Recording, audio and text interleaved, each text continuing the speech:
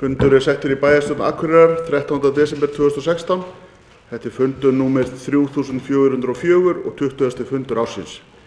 Fyrir okkur liggur dagskrá í 3 liðum.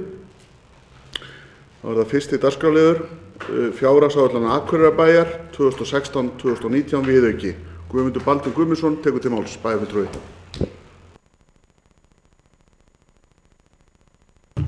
Forseti, ágætu bæjarfulltrúar, hér var lagður fram viðauki við fjárhagsáætlun númer 5 árinu 2016. Hér erum við að ræða 2 liði, annars vegar hækkun til Íþróttabandalags Akureyrar upp á 2,1 milljón króna. Þessi viðauki gerður vegna stöðu Íþróttabandalagsins og við erum núna strax eftir áramót að fara í vinnu við stefnumótun, hvernig við sjáum Íþróttabandalagið og samtvinningu þess við okkar íþróttaráð og væntum þess að mitt næsta ár þá verðum við komið með niðurstöðu í þá stefnumótun og þá sjáum við til hvernig við höfum þessi mál í framtíðinni hjá okkur, en þessi 2,1 milljón til þess að reyna að draga eða sem að hjálpa þeim í þeim vanda sem að félagið eða Íþróttabandalagið stendur fram fyrir í dag. Og þetta var samþykkt í bæjarráði í síðustu viku. Hins vegar erum við með fjárhagsáætlun framkvæmdadeildar þar sem að framkvæmdaráð óskar eftir því að viðauka við snjómokstur að fjárhæð 30 milljónir króna. Þetta er nú svolítið sérstakur viðauki sérstaklega þegar maður hugsa til þess hvernig veðrið er úti í dag, en hins vegar þannig að við í síðasta óveðri sem við fengum hér í Akureyrarbæ þá kláraðist snjómoksturspakkinn fyrir árið og þetta er nú kannski bara reynslutala fyrir desembermánuð sem þarna er lögð fram. Ég vonast bara til að þetta haldi svona áfram fram áramótum og við þurfum ekki að nota þessar 30 milljónir, en þetta er bara, sýnir bara þau vinnubrögð sem við eigum að beita viðauka, að við erum þá að gera ráð fyrir að þetta hugsanlega komið til greiðslu og við erum þá bara að samþykkja viðauka fyrir áður en kemur til þess að við þurfum að greiða fjárhæðirnar út. Þannig að þetta er hér lagt fram til samþykktar. Þetta eru sem sagt 32,1 milljón samtals og viðaukanum er mætt með breytingu á handbæru fé. Takk fyrir. Guðmundur Baldur Guðmundsson, bæjarfulltrúi, lokið máli sínu, orðið er laust. Þess sem enginn hefur hvert sér ljóst göngu til atkvæðagreiðslu, þess sem geta samþykkt til þess að gefa merki. Það er samþykkt samhljóða með 11 atkvæðum. Það var annar dagskrárliður, fjárhagsáætlun Akureyrarbæjar 2017-2020, gjaldskrár. Guðmundur Baldur Guðmundsson, bæjarfulltrúi, tekur til máls.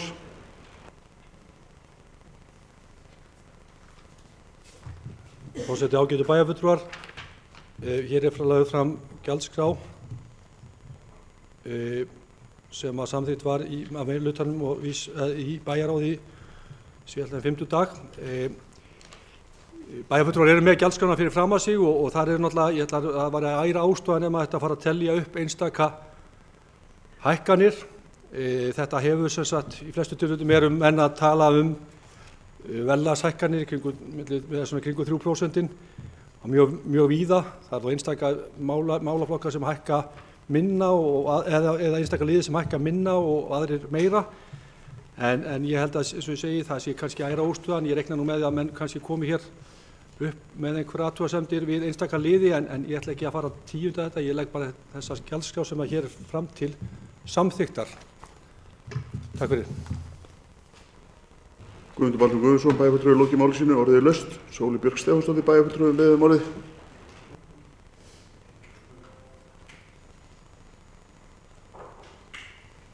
Forseti, ágætu bæjarfulltrúar, ég bókaði hérna á fundi bæjarráðs í síðustu viku athugasemdir við einn lið eða 2 liði í þessari gjaldskrá, en það er hækkun á gjaldi fyrir aðstoð við almenn heimilisstörf og hækkun á gjaldi fyrir heimsendan mat. Og mér langar aðeins að ræða það og mun að lokum leggja fram tillögu breytingu á gjaldskrá í samræmi við þetta.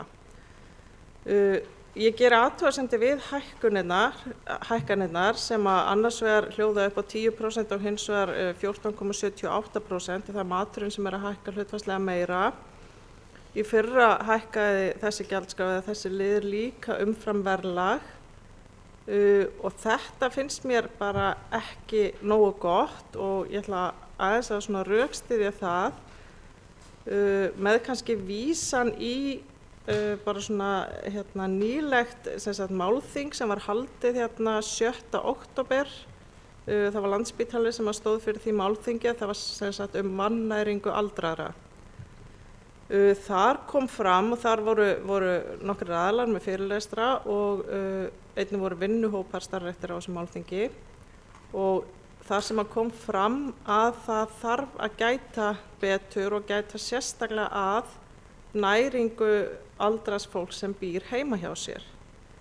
Það kom auðvitað ýmislegt fram líka næringu aldraðs fólks inn á stofnunum en það var samt í raun og veru lögð dálítil áhersla á það að það þyrfti að gera bragarbót á aðstæðum aldraðra sem búa heima hjá sér og við höfum auðvitað oft talað um það og það er nú stefnan hérna að fólk geti búið sem lengst heima hjá sér og ég held að þetta atrið, það er að segja næringin sé ótrúlega vanmetin í þessari hugmynd, þessum stuðningi við að fólk geti búið heima hjá sér.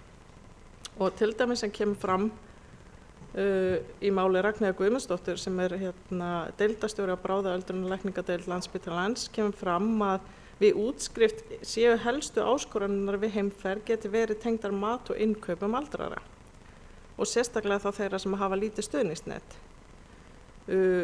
Og mig langar með leyfi forseta að lesa upp úr samantekt frá ályktunum frá vinnuhópunum sem fóru störfuðu á þessu málþingi. Og ég ætla bara að benda ykkur á að þessa samantekt mjög góð samantekt á málþinginu í heild sinni sem hægt að finna á vef Landspítalans. En með leyfi forseta ætla ég að lesa stuttlega upp. Fæðuöryggi veikra aldraðra væri ekki tryggt og samstarf allra aðila, ríkis, sveitarfélaga, heilbrigðisstarfsmanna og aðstandenda að tryggja að aldraður einstaklingur verði ekki vannærður. Mikilvægt væri að allir legðu saman sína reynslu og þekkingu til að tryggja fæðuöryggi aldraðra einstaklinga og settar yrðu verklagsreglur ábyrgð og vinnufyrirkomulag heilbrigðisstarfsmanna til þess að tryggja fæðuöryggi. Og síðan var á öðrum stað, með leyfi forseta, mikilvægt væri að taka stöðuna hvað varðar tíðni vannæringar aldraðra, til dæmis í heimahúsum, þau úrræði sem eru í boði og hverjum þau nýtast. Mikilvægt væri að gera rannsóknir sem sýndu hvort að breyttir starfshættir, það er að segja að tryggja betur fæðuöryggi og næringar ástand aldraðra muni borga sig, ekki aðeins fjárhagslega fyrir samfélagið, heldur fyrst og fremst fyrir einstaklingin sjálfan. Í mínum huga er þetta mál bara frekar einfalt og skiljanlegt og ég tel bara mig ekki endilega þurfa að rökstyðja þetta mikið betur, en það ég engin sérfræðingur á þessu sviði og en það er til nógu sérfræðingum og það er hægt að leita upplýsinga. En ég legg til að þessi hækkun á þessum tveim liðum í gjaldskráni, að henni verið breytt þannig að þetta sé í samræmi við það sem við myndum telja eðlilegar verðlagshækkunir sem gætu verið þá kannski 3,5%. Takk fyrir. Bæjarfulltrúi Sóley Björk Stefánsdóttir hefur lokið máli sínu. Næst tekur til máls bæjarfulltrúi Gunnar Gíslason.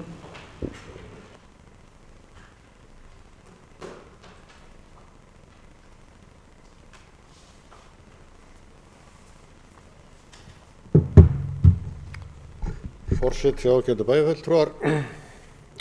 Nú erum við oddvitarnir sammála hjá Sjálfstæðisflokknum og VG. Þetta er kannski bara vísun á stjórnarsamstarf, það er aldrei að vita.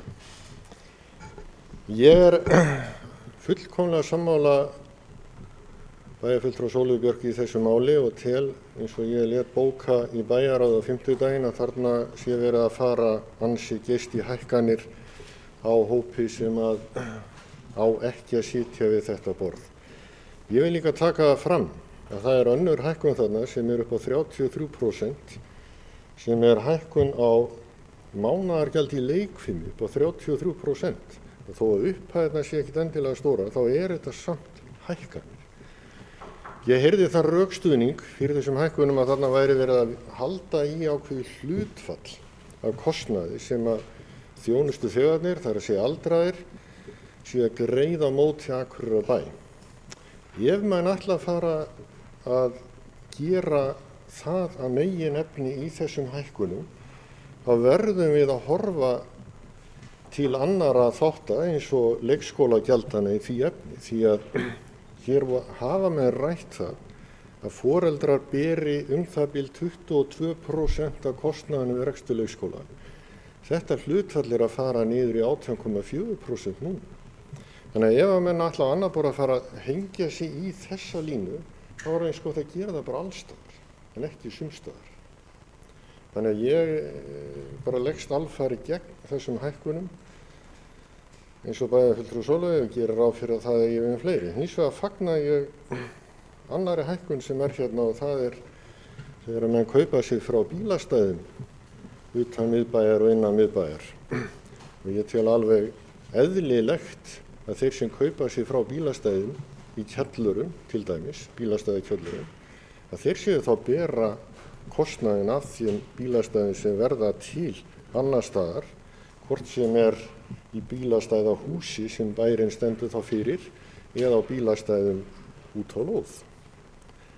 Og þannig að ég fagna þeirri breytingu sem gerð hér á þessari gjaldskrá, að hækka þetta í miðbænum úr 449.024 krónum upp í 1.200.000 á bílastæði.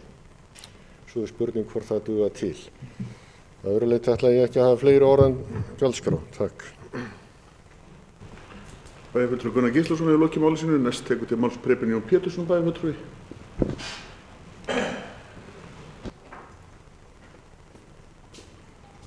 Forseti, bæjarfulltrúar.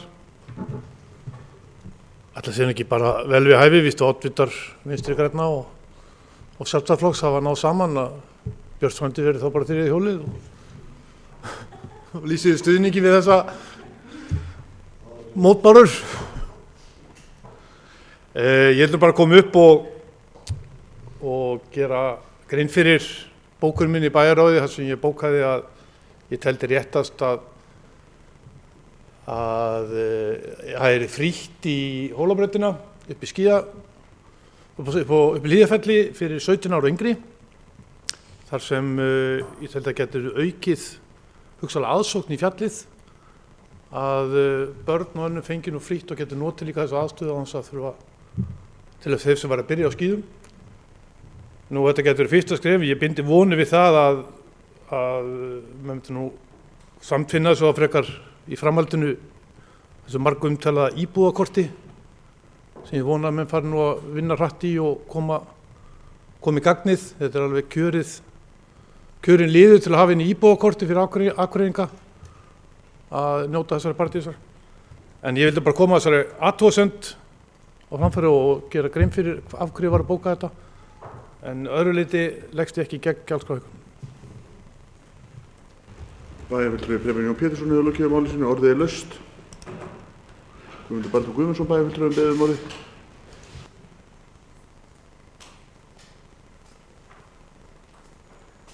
Forseti, ágætu bæjarfulltrúar. Fyndi þegar menn eru farnir að tala hér í ræðustólum í bæjarstjórnum væntanlegar stjórnarmyndunarviðræður. Bæjarfulltrúi Preben kom inn á það að Björt Framtíð gæti orðið þriðja hjólið. Hann er væntanlega gleymt að tala við Viðreisn, eins og Björt Framtíð alltaf að vita hvað Viðreisn ætlar að gera, sko.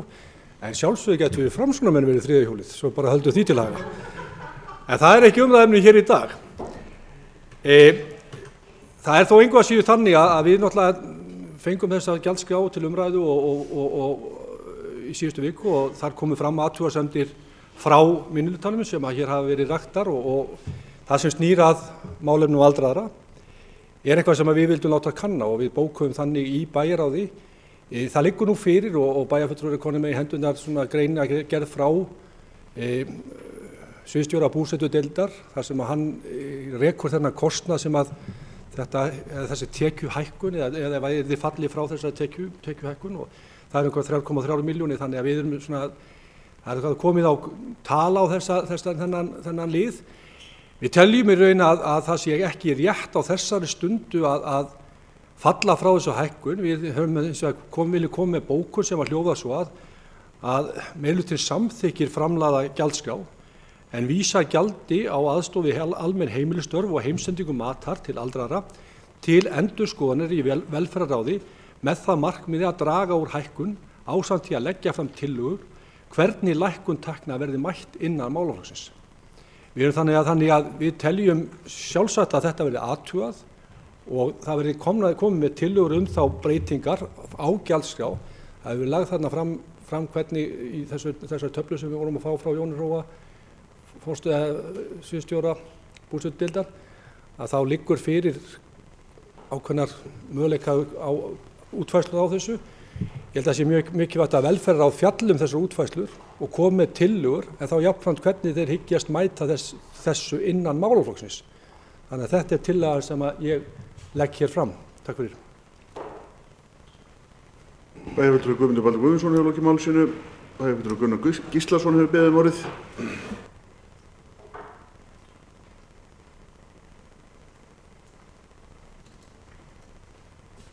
Forseti, ágætu bæjarfulltrúar, mér finnst nú eðlilegt að komi fram í þessum umræðum hér að það er náttúrulega einn hængur á því hvernig þessi gjaldskrá hefur verið lögð fram. Hún kemur ekki fram fyrr en á fimmtudaginn í síðustu viku á bæjarráðsfundi. Gjaldskrá breytingar eins og þessar eiga náttúrulega að koma til umræðu við fyrri umræðu fjárhagsáætlun, því að sjálfsögðu hangir þetta saman eins og bæjarfulltrúi Guðmundur Baldvin kom hér inn á áðan. Það að falla frá hækkunum hefur áhrif á kostnað.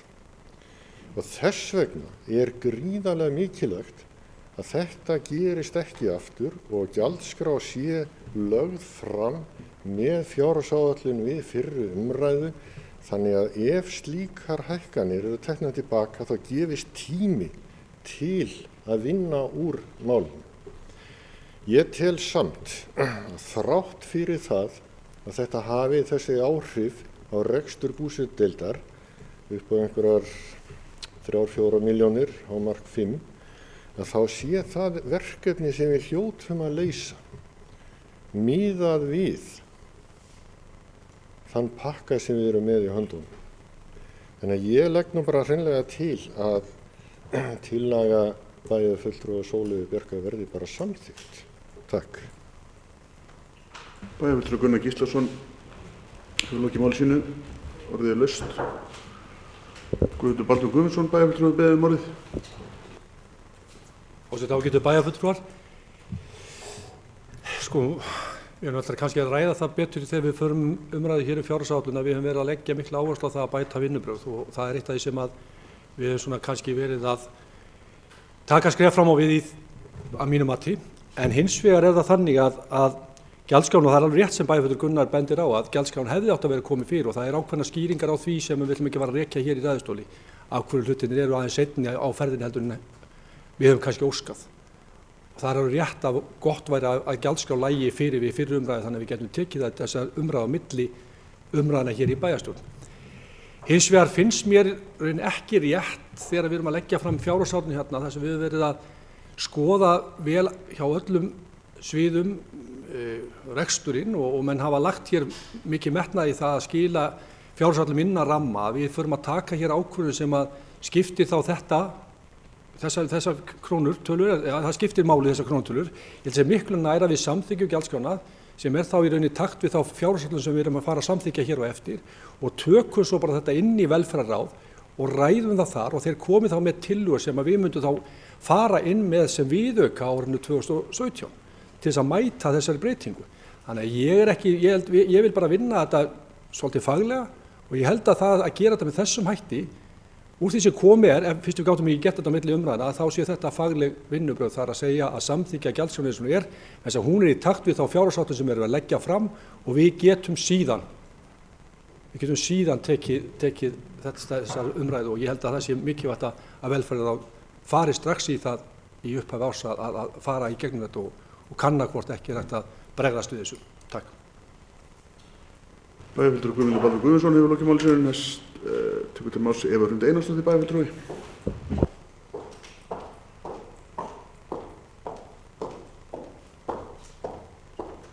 Forseti og ágætu bæjarfulltrúar. Mér langaði bara að koma inn á ef að við færum þessa leið sem að bæjarfulltrúi Guðmundur Baldvin er að leggja til, að það er þá tryggt að þessi hækkun myndi ekki taka gildi fyrir en að það er búið að taka þetta þá fyrir í þessari nefnd og aftur fyrir í bæjarráði. Þannig að ég legg það til að það eru þá komið því í kring að þessi hækkun myndi ekki fara inn fyrir en búið að vera endurskoðun. Bæjarfulltrúi Eva Hrund Einarsdóttir hefur lokið máli sínu. Næst tekur til máls Guðmundur Baldur Guðmundsson, bæjarfulltrúi. Forseti, ágætu bæjarfulltrúar, ég var akkurat að segja hér á máli mínu áðan að það er mikilvægt að velferðarráð taki þetta strax til umfjöllunar í upphafi næsta árs og fari yfir þetta og það er nú þannig að ef við höldum vel á málum þá ættum við að geta gert þessa breytingu. Hún gildi frá með 1. janúar vegna þess að það er ekki rukka fyrir þessa þjónustu fyrir lok janúarmánaðar, þannig að það ætti alveg að geta gengið. Þannig að ef að niðurstaða velferðarráðs yrði með þeim hætti og við fundum einhverju lausn á þessu máli. Þannig að ég held að það alveg geta gengið. Bæjarfulltrúi Guðmundur Baldur Guðmundsson hefur lokið máli sínu. Orðið er laust. Bæjarfulltrúi Sóley Björk Stefánsdóttir hefur beðið málið.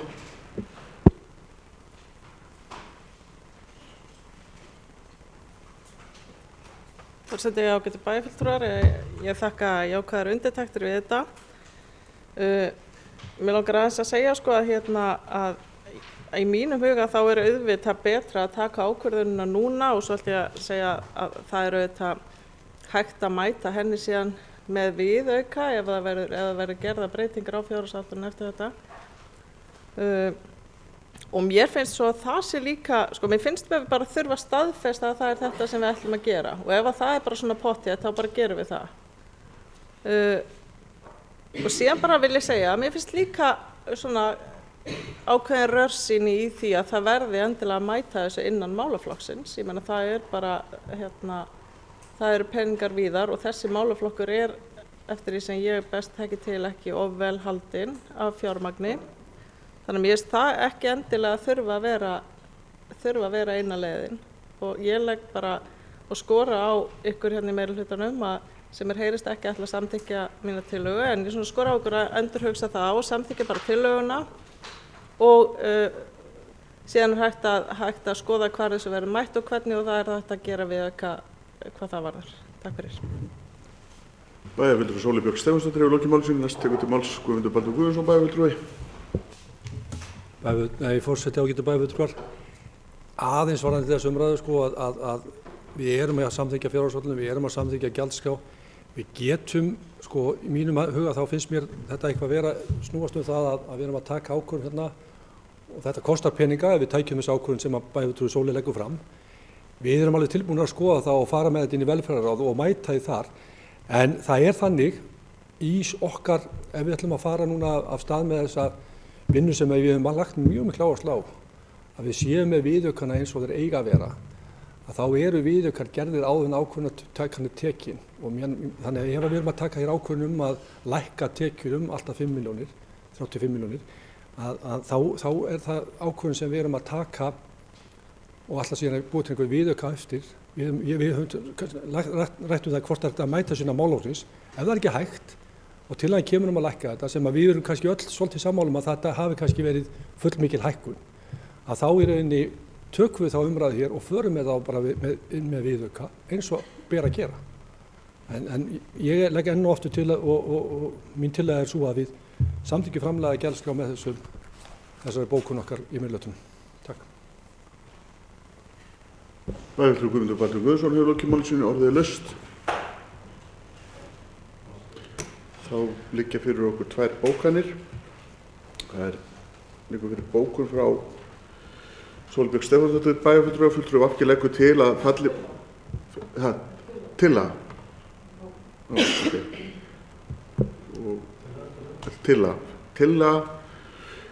fulltrúi VG leggur til að falli verði frá fyrirhugaðri hækkun gjaldskrá vegna aðstoðar við almenn heimilisstörf og heimsetts matar og legg til að í þessi stað verið gjaldskrá hækkuð sem nemur þróun verðlags sem gæti verið nærri 3,5%. Þessi geta samþykkt það eins og skefum merki.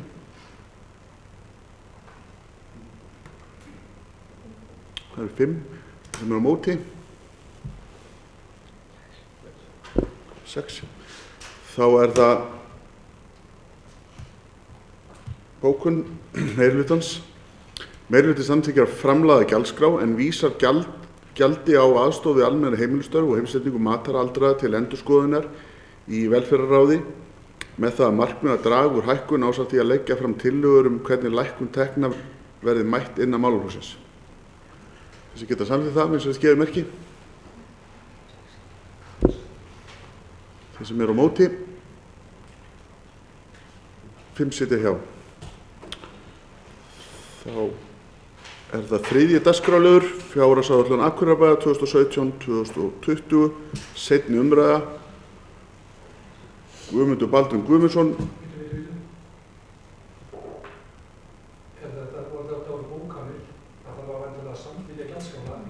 Jú, fyrirgefið.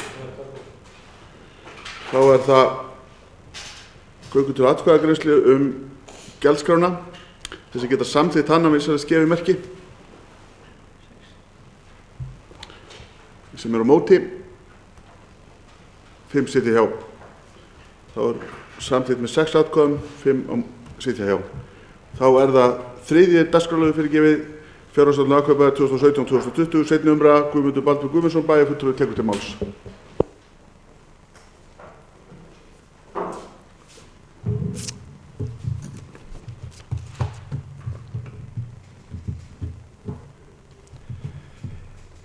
Forseti, ágætu bæjarfulltrúar. Fjárhagsáætlun Akureyrarkaupstaðar 2017-2020 er hér lögð fram til síðari umræðu í bæjarstjórn. Fjárhagsáætlun er unnið samkvæmt fyrirmælum sveitarstjórnarlaga nr. 138/2011 en lögin kveða á að bæjarráð skuli leggja fram drög að fjárhagsáætlun fyrir bæjarstjórn sem skal fjalla áætlunina í 2 umræðum í bæjarstjórn og skal loka afgreiðsla fjárhagsáætlunar liggja fyrir í síðasta lagi 15. desember. Fjárhagsáætlun var samþykkt í bæjarráði til fyrri umræðu í byrjun nóvember og tekið til umræðu hér í bæjarstjórn 8. nóvember og í kjölfarið vísað aftur til bæjarráðs til frekari umfjöllunar. Bæjarráð hefur á milli umræðna fengið til sín embættismenn og formenn nefnda þar sem farið hefur verið yfir áætlunina og öllum bæjarfulltrúum hefur verið boðið að taka þátt og hefur svo yfirferð leitt af sér að gerðar hafa verið nokkrar breytingar á fjárhagsáætlun sem ég mun fara yfir hér síðar í ræðu minni.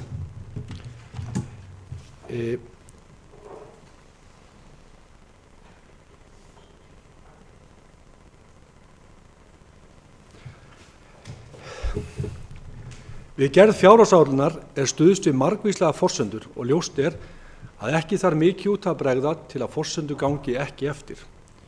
Mikilvægt er þó að við vinnu við fjárhagsáætlunargerð að byggja á þeim staðreyndum sem fyrir liggja og þeim áherslum sem lagðar eru fram við gerð fjárhagsáætlunar. Við fjárhagsáætlun ársins 2017 er beitt svipuðum vinnuaðferðum og á liðnum árum við forsendur tekna. Gert er ráð fyrir áframhaldandi hagvexti í þjóðfélaginu og útsvarstekjur og þar með laun hækki á næsta ári 7% og auk þess sem gert er ráð fyrir að íbúum fjölgi 150 á árinu. Reynsla liðin ára sýnir að tekjuáætlanir sveitarfélagsins hafa gengið nokkuð vel eftir í megindráttum og frekar hefur verið stuðst við varkárni í mati á þeim eins og fram hefur komið. Hins vegar er það svo að miklar launahækkanir hafa einkennt rekstur sveitarfélaga á liðnum árum.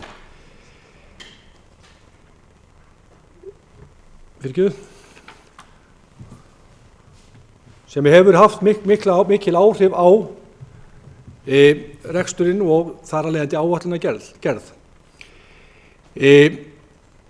Það er miklar launahækkanir sem hafa verið gerðar og þá sérstaklega hækkanir sem rekja má til starfsmats sem oft á tíðum hefur náð 1 til 2 ára aftur í tíman og hækkunar lífeyrisskuldbindinga hafa leitt til þess að allnokkur munur hefur verið á fjárhagsáætlun í upphafi árs og í ársreikningum, endanlegum ársreikningi.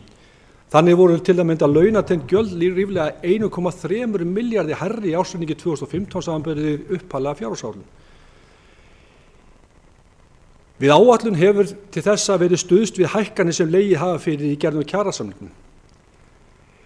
Eins og menn vita þá voru kjarasamningar kennara samþykktir í gær og því er spurning hvernig þetta hefur tiltekist hjá okkur. Það var nú þannig að við breyttum aðeins út það verklagin okkar við fjárhagsáætlun á þessu sinni að við gerðum ráð fyrir í áætlunin og var tekið hér fyrir umræðu í fyrri umferð 250 milljónir króna til þess að mæta væntanlegum kjarasamningum. Við útreiningar starfsmanna þjónustudeildarinnar þá hefur komið í ljós að samningarnir sem að samþykktir voru í gær hjá kennurum kosta sveitarfélagið á árinu 2017 um 250 milljónir króna, þannig að það má segja að með þeirri framsýn okkar að setja 250 milljónir krónur í launapott þá séum við að mæta stærstum hluta af þessum samningi. Hins vegar er það svo að það er ekki bara launahækkanir sem að snerta sveitarfélagið. Það liggur fyrir að við samningsgerðina að það eru ýmsar kvaðir settar á sveitarfélagið varðandi útfærslu og vinnu til að mæta álagi sem að er í skólakerfinu og það kemur að sjálfsögðu til með að kosta einhverja peninga en það hefur ekki verið tekið tillit til þess. En hins vegar það má segja að með þessari áætlun okkar að þá séum við, og ég vona það, að við séum þá mun nær því að vera með áætlun fyrir laun árinu 2017, hún verði mun nær þeirri rauntölu sem að kemur til með að birtast í ársreiknum fyrir árið 2017.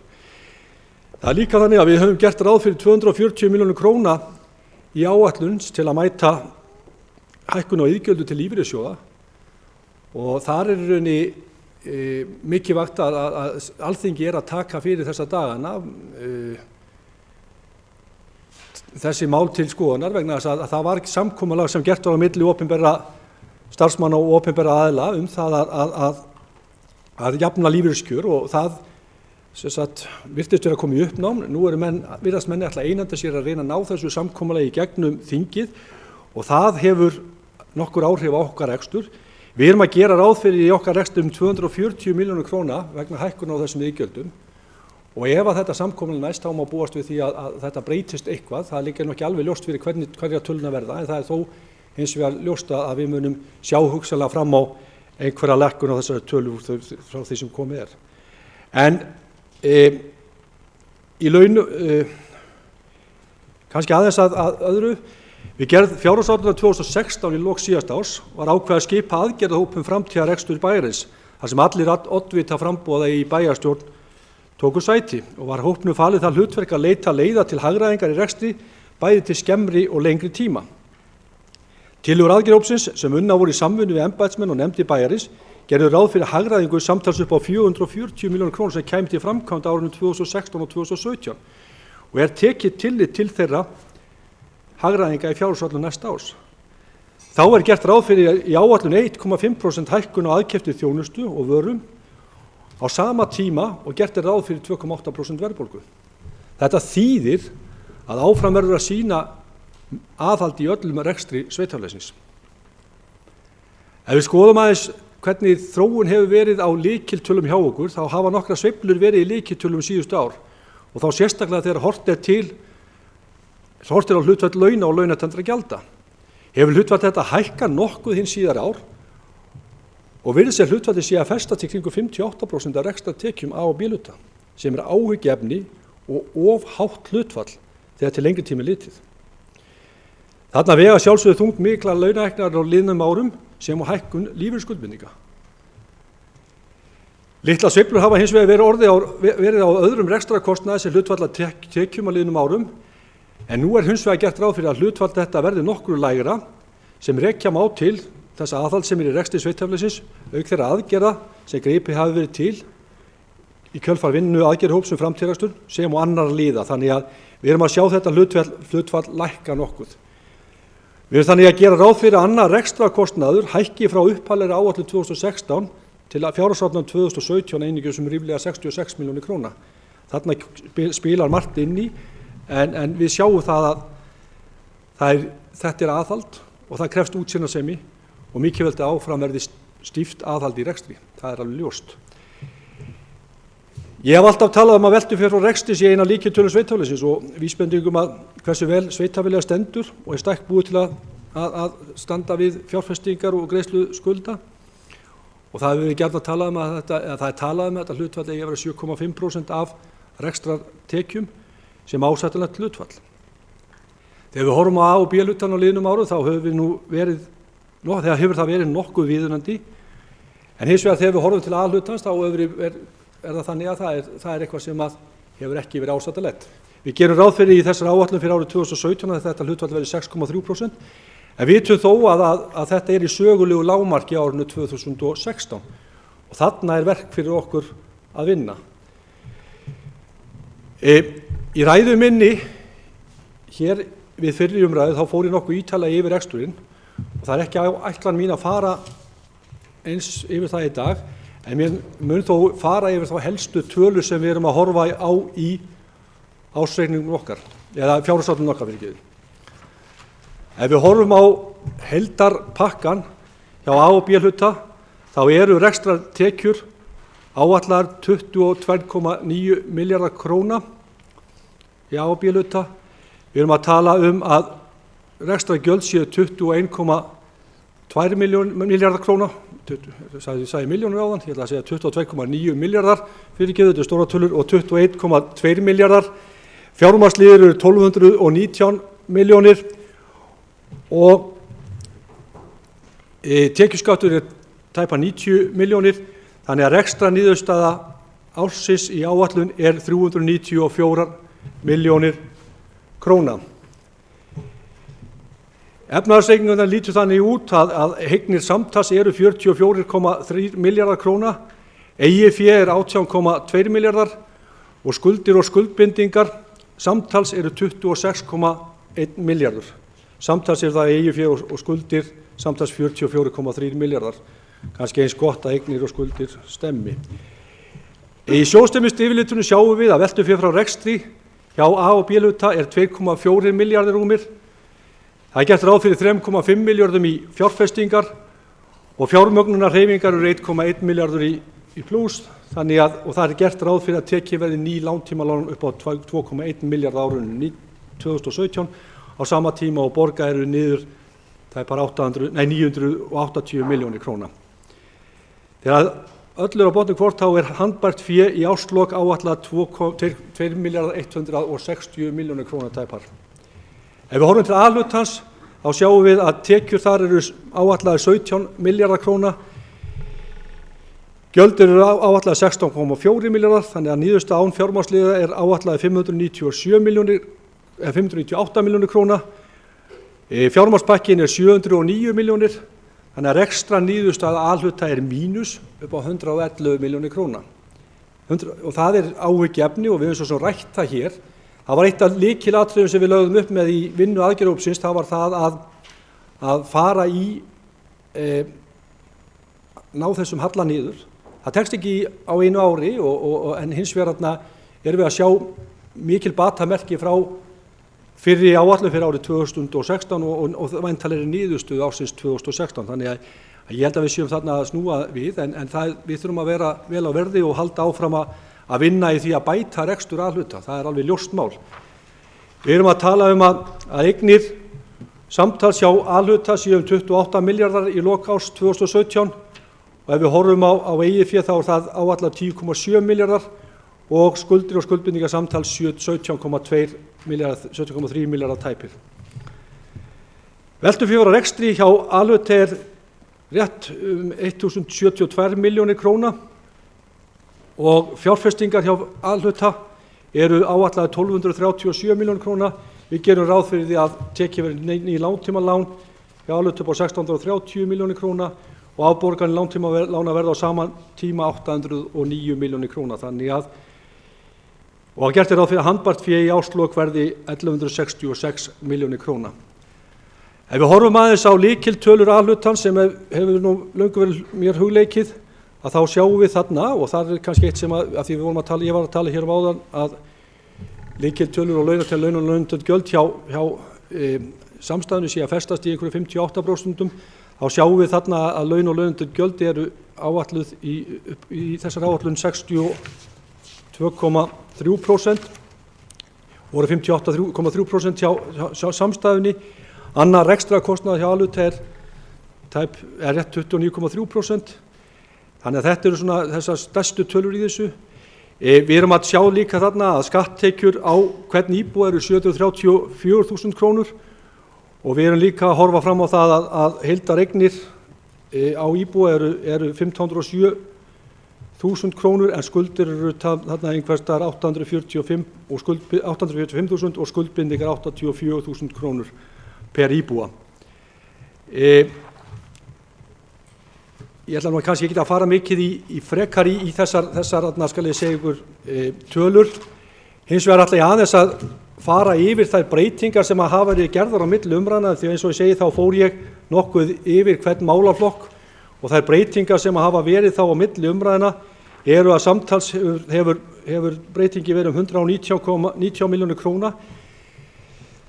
Það kom fram í fyrri umræðunni að áætlun jöfnunarsjóðs lá þá ekki fyrir og það mátti búast við að breytingar væru gerðar á tekjur jöfnunarsjóðs og við erum að gera ráð fyrir hærri tekjum upp á 64 milljónir króna frá fyrri umræðu. Við erum líka að gera breytingar vegna sérstaks húsnæðisstuðnings, það er að segja við vorum í rauninni með inni í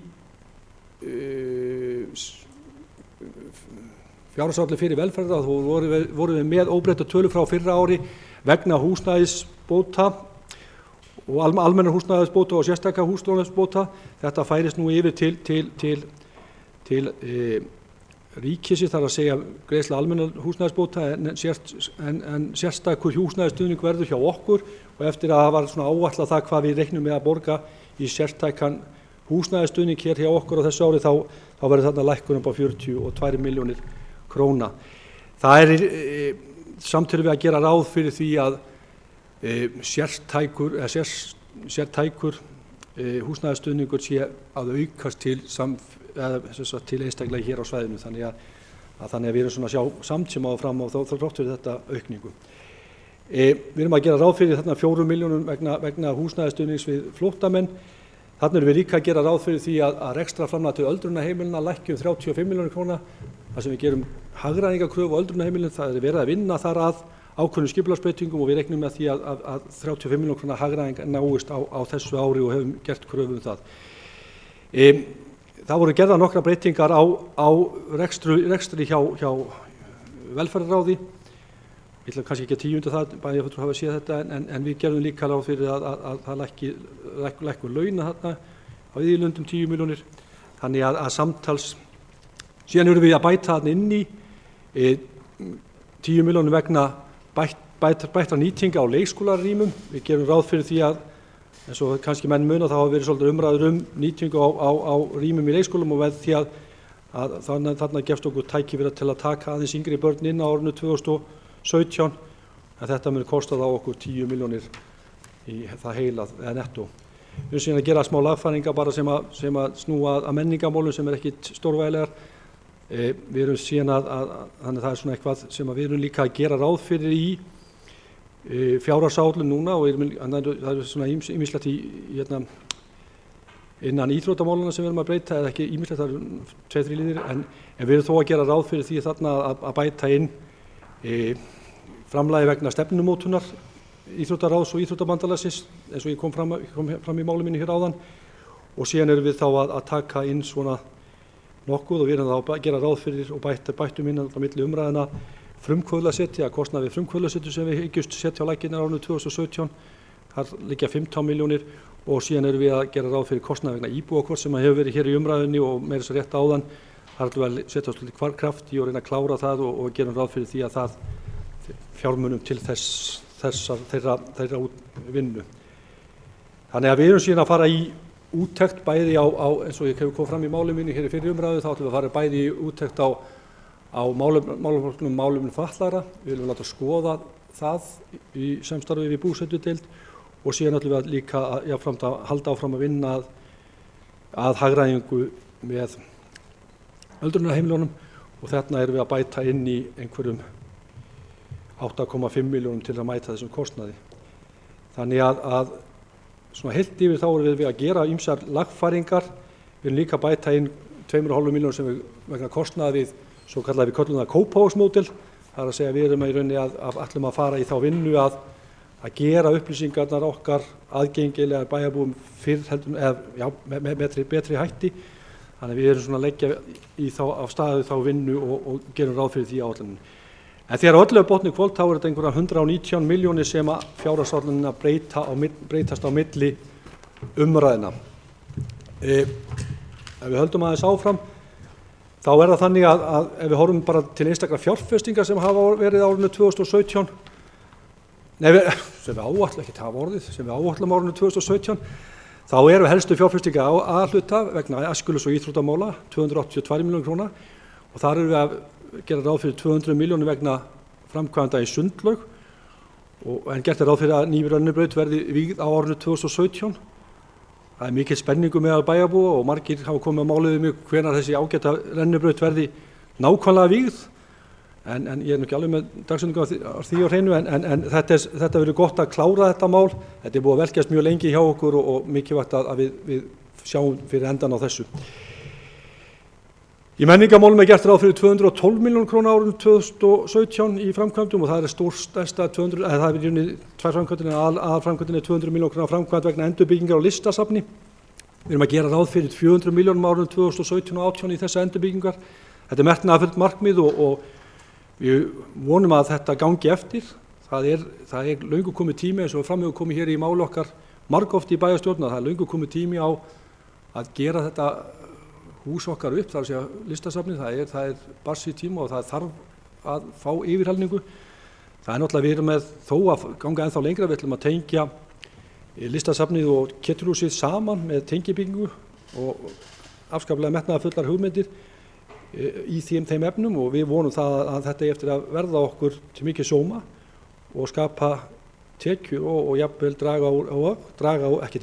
draga úr ekstra kostnaði listasafnsins þegar til lengri tími lít, það er að segja þessa kostnaði fyrir utan þá ágætu húsalegu sem við stundum ræðum hér í bæjarstjórn.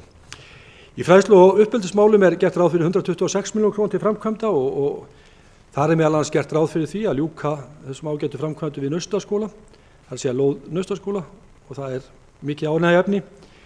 Við erum síðan að gera ráð fyrir því að fjárfesta í eignarsjóði Gatna fyrir 482 milljónir króna sem dreifist nokkuð jafnt á milli ýmissa framkvæmda og enduruppbyggingar. Þannig er gert ráð fyrir einhverjum 1237 milljónir króna í framkvæmdu hjá A-hluta árinu 2017. Það eru mikla framkvæmdir í áætlar í árinu 2017 hjá B-hlutafyrirtækjum og ég fór svo sem yfir það í síðustu umræðu en það er sjálfsagt að tíunda aðeins aftur að Norðurorka áætlar að fjárfesta fyrir 865 milljónir króna og þar eru stærstu framkvæmdina við Glerárvirkjun upp á 550 milljónir króna og heithafarskerfi upp á 443 milljónir króna og svo frávituna fyrir tæpa 400 milljónir króna. Hjá Hafnarsamlaginu liggur stærstu framkvæmdin í Hafnsögubát. Það er gert ráð fyrir að heildarkostnaður verði 422 milljónir króna og 260 milljónir króna framlag komið frá ríkinu.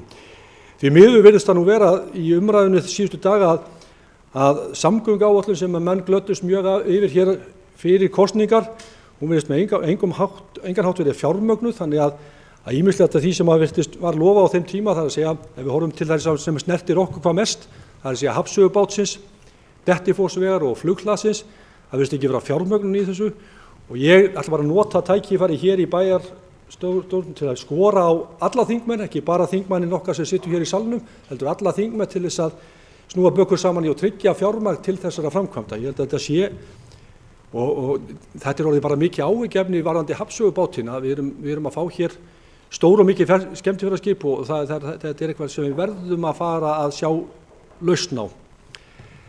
En í fyrri umræðu þá kom tillaga frá sjálfstæðismönnum framkvæmdir, þeir lögðu fram breytingatillögur og við ræddum það í bæjarráði og höfum aðeins gert breytingar á framkvæmdum hjá okkur, það er ekki stórvegar en þó gert einhverjar. Við ákváðum, eða leggjum og kemum fram hér í fjárhagsáætluninni og í framkvæmdaáætlun að þá skiptum við framkvæmdu Nökkva niður á 2 ár, það er að segja haustið 2017 og vorið 2018. Þetta var áður allt saman árinu 2017 og til að sjálfstæðismenn að gera ráð fyrir að skipta þessu niður á 2 árun og þegar við skoðum það þá held ég bara svo til að hafa verið skynsum og við leggjum og það kemur fram og við erum þá búin að breyta því í þessari fjárhagsáætlun. Við erum líka að bæta við, ef við bættum við sem var náttúrulega ekki tillögur þeirra en við bætum við þar sem breytingar sem eru aðra hafi gerðar að við bætum við stofnframlagi vegna félagslega íbúða upp á 15 milljónir og við lækkum líka kostnað vegna ráðhús og fleira 15 milljónir króna. Þá eyrnamerktum við ýmsa framkvæmdir vegna félagslega þjónustu á árinu 2020 öldrunarheimilunum þannig og vonumst þá til að við séum farin að sjá til lands í þeirri umræðu sem alltaf er að eiga sér stað þessi ágætu öldrunarheimil okkar. Þannig en við sem sagt leggjum til að það séu þá 200 milljónir sem eyrnamerktar eru þeim málaflokki árinu 2020. Aðeins sagði ég hér í fyrri umræðu og það er nú sannlega bara kóperað og gömlum ræðum að ég myndi fara ítarlega í 3 ára áætlun hér í umræðum í seinni umræðu. Ég ætla kannski ekki að eyða miklu tíma í það en ef ég horfi bara á rekstrar niðurstöðuna þá gerum við ráð fyrir að rekstrar niðurstaða á B-hluta sé 394 milljónir króna árinu 2017.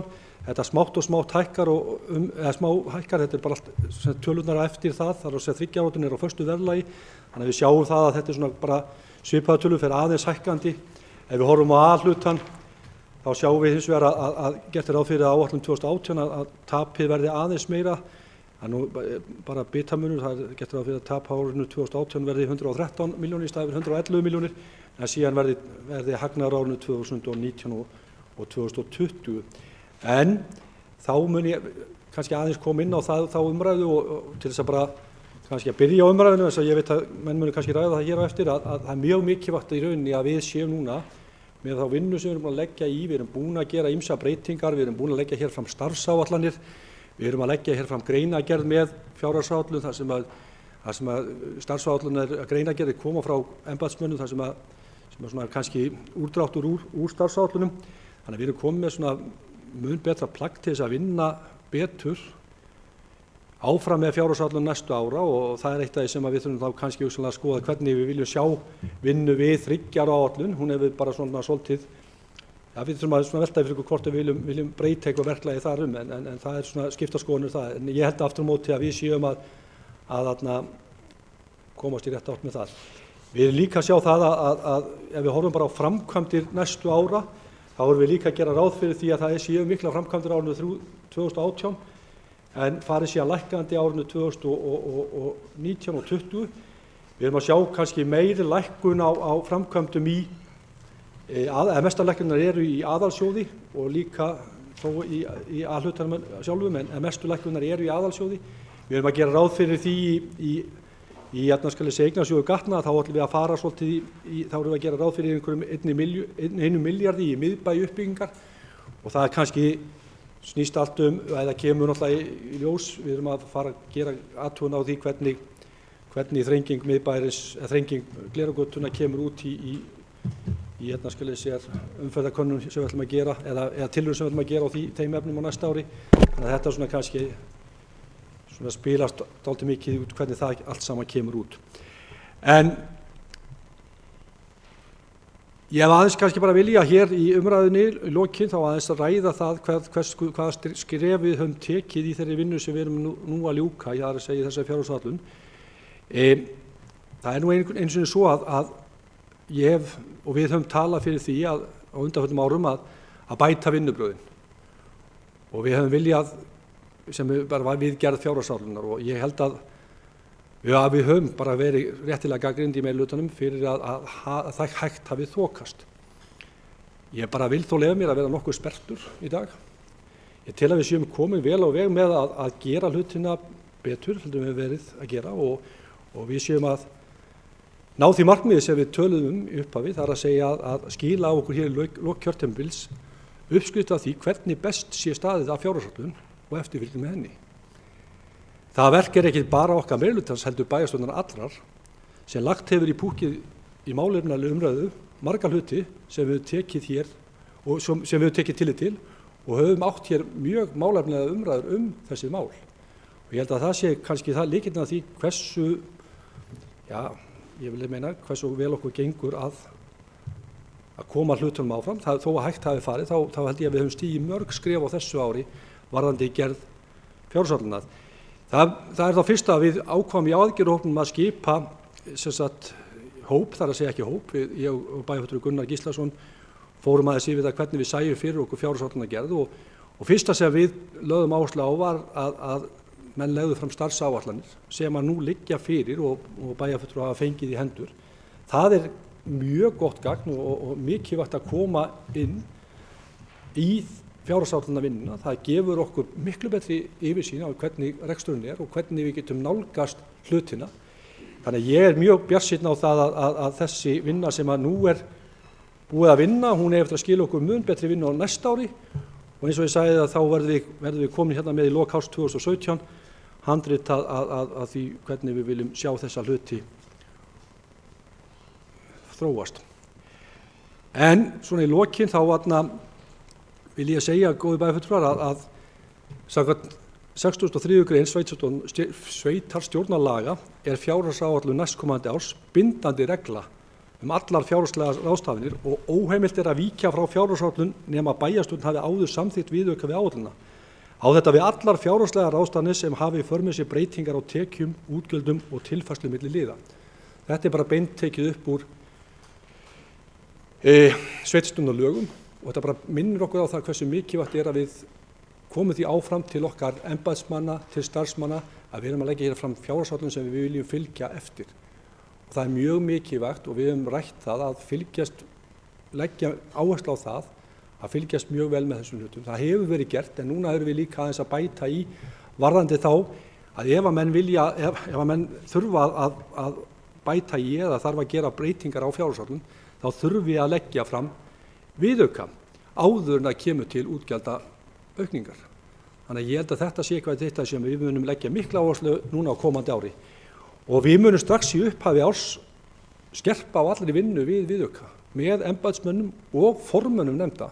Þannig að mönnum sé öllum ljóst hvert við ætlum að stefna og ég er með þá tillögu líka að þegar við tökum fyrir viðauka að þá verði hugmyndir kynjaðra fjárhagsáætlunar hafa það að leiðarljósi, þar að segja að hver einasti viðauki sem er kominga til okkar sé þá búið að fara í gegn með þeirri og áhrifin metin út frá kynjaðri fjárhagsáætlun eða kynjaðar sjónarmiðum. Þannig ég held að við séum að horfa til þess að við bætum þessi vinnubrögð líka, ekki bara það við ætlum að fá viðaukuna, heldur þá bætum inn í því sem við höfum gjarna verið að tala. Við höfum talað þetta, að við viljum koma á kynjaðri fjárhagsáætlunargerð og ég held að þetta sé til að mynda tækifæri fyrir okkur til að stíga skrefið í rétta átt.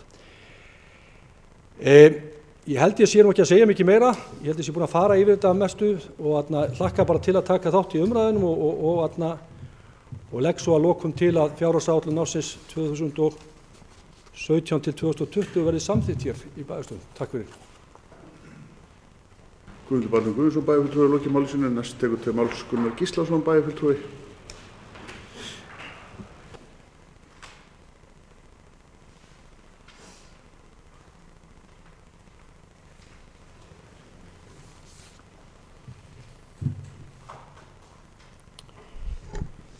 Forseti, ágætu bæjarfulltrúar. Já, hér er komið víða við í umræðum með fjárhagsáætlun. Ég ætla nú að byrja á því jákvæða. Ég tekið undir þau orð bæjarfulltrúa Guðmundar Baldvins að það er mjög jákvætt að það skuli vera komnar fram hérna starfsáætlanir sem eru nokkuð lýsandi fyrir þá starfsemi sem á sér stað í hverri deild. Þar eru líka komnar fram ákveðnar svona grunnupplýsingar þjónustu og stöðugildi, þróun þeirra og þar fram undir götum. Þetta er allt saman mjög jákvætt og það er líka jákvætt að fá þessa greinargerð, heildstæða greinargerð með fjárhagsáætluninni sem ég get algjörlega tekið undir með bæjarfulltrúa Guðmundi Baldvin að eykur allar líkur á því að hér eigi sér stað málefnalegri umræða fjárhagsáætlun heldur en oft hefur verið. Og ég fagna því líka að við erum farin að tengja saman í meira mæli það sem er verið að gera út í bæ við fjármuni. Við höfum allt og oft verið að ræða fyrst og fremst fjármuni til ákveðinna þátta án þess endilega að tengja það við starfsemina sem á að verða afrakstur af þessum fjármunum. Það er alveg rétt að það er búið að vera mjög erfitt vik í rekstri bæjarins á margan hátt og aðalsjóður kannski stóra málið þar og hefur mest áhrif á stöðu A-hlutans.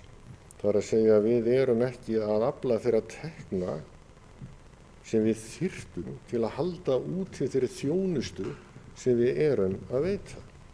Og vissulega hafa launahækkanir, starfsmat til launa haft þar áhrif á, og kannski sérstaklega á þessu ári. Og það náttúrulega bara áskorun og verkefni að takast á við þetta og leysa þetta. Það ekki vandamál í mínu huga, það er bara verkefni. Og þetta eitthvað sem við þurfum að hafa í huga. Við þurfum líka nefnilega að hafa í huga þegar við horfum til þróunar síðustu ára að við höfum greinilega verið að auka þjónustu mjög mikið og það kemur fram í stöðugilda aukningun á síðustu árum og við tókum nú heilmikla umræðu það síðast þegar við fjalluðum hérna fjárhagsáætlun 2017 í fyrri umræðu. Og það er bara eitthvað sem við þurfum að hafa í huga og með þessu nýju vinnubrögðum sem við erum þó að taka upp, þá getum við þó verið að tala staðreyndir en ekki hugsanlegar tölur. Og það er bara gríðarlega jákvætt líka. Þannig að þetta horfir allt til miklu betri vegar og er bara í samræmi við það sem að setja fram í bæklingi sem var kynntur á fjármálaráðstefnu fyrir 1,5 ári síðan ef ég man rétt, sem heitir Best Practice á slæmri íslensku. Þar sem er talað nauðsyn þess að menn setji sér mælanleg eða metaleg markmið sem tengist skipulagi og starfsemi sveitarfélagsins, markmið sem tengist ákveðnum aðgerðum sveitarfélagsins og mælikvarðast og settir varðandi ánægju þjónustuþega og markmið sem tengjast framkvæmd almennra þjónustu. Og eitt af því sem skiptir öllu máli í fjárhagsáætlunargerðinni er skýr verkaskipting og skýr stjórnun og það sé alveg á hreinu hver leiðir vinnuna. Það er kannski það sem hefur verið að valda okkur ákveðnum vandkvæðum, allavega á þessu ári, og það komið kannski mest fram á þessu ári, af þess að ég ætla að fara nánar út í það, að við höfum kannski ekki verið að fá gögn í hendurnar með nægilega fljótt til þess að geta unnið eitthvað almennilega með þetta. En þetta er allt í rétt átt og við skulum bara hafa það þá í huga. En þarna má bæta verklag og ég bara tek undir það með bæjarfulltrúa Guðmundi Baldvin og veit hvað hann meinar það, hann mun ætla sér að gera það. Ég ætla aðeins að orða hérna það sem hann nefndi í sínu máli og varðar aðgerðahópinn sem starfaði á þessu ári. Þegar aðgerðatillögurnar komu hér inn, þá benti ég á það og hafði mína kannski grunnsendur það að þetta yrði nú ekki alveg einfalt og ekki eins einfalt og að leita út á blaðinu.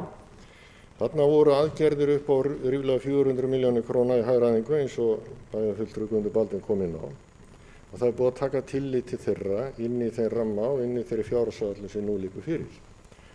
Við hefum hins vegar okkur tjáð það og verðum þá að treysta því að svo sé, en það hefur ekki komið fram með hvað hætti það hefur beintur gert.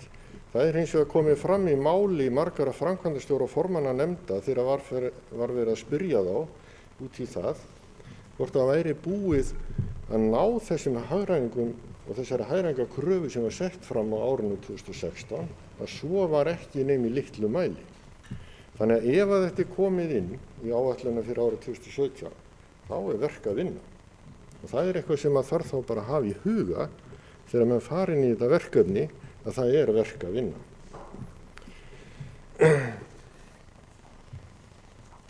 Nú,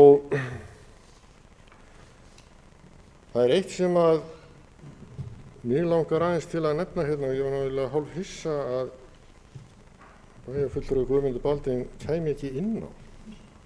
Já, ég held að það glemt einhverju. Það var hérna þessi staða gagnvart ríki og þeim útgjöldum sem við berum sem ríkið ætti í raun að standa undir. Miðað við það sem að við höfum verið að spá og spekulera, þá erum við að greiða með rekstri öldrunarheimilina ákveðnar upphæðir. Það er talað og í fjárhagsáætluninni þá er þetta 300.977.000 krónur sem að við erum að bera þarna og greiðum með. En það má kannski segja að 140 milljónir af því sé bundið í húsnæðiskostnaði í Hlíð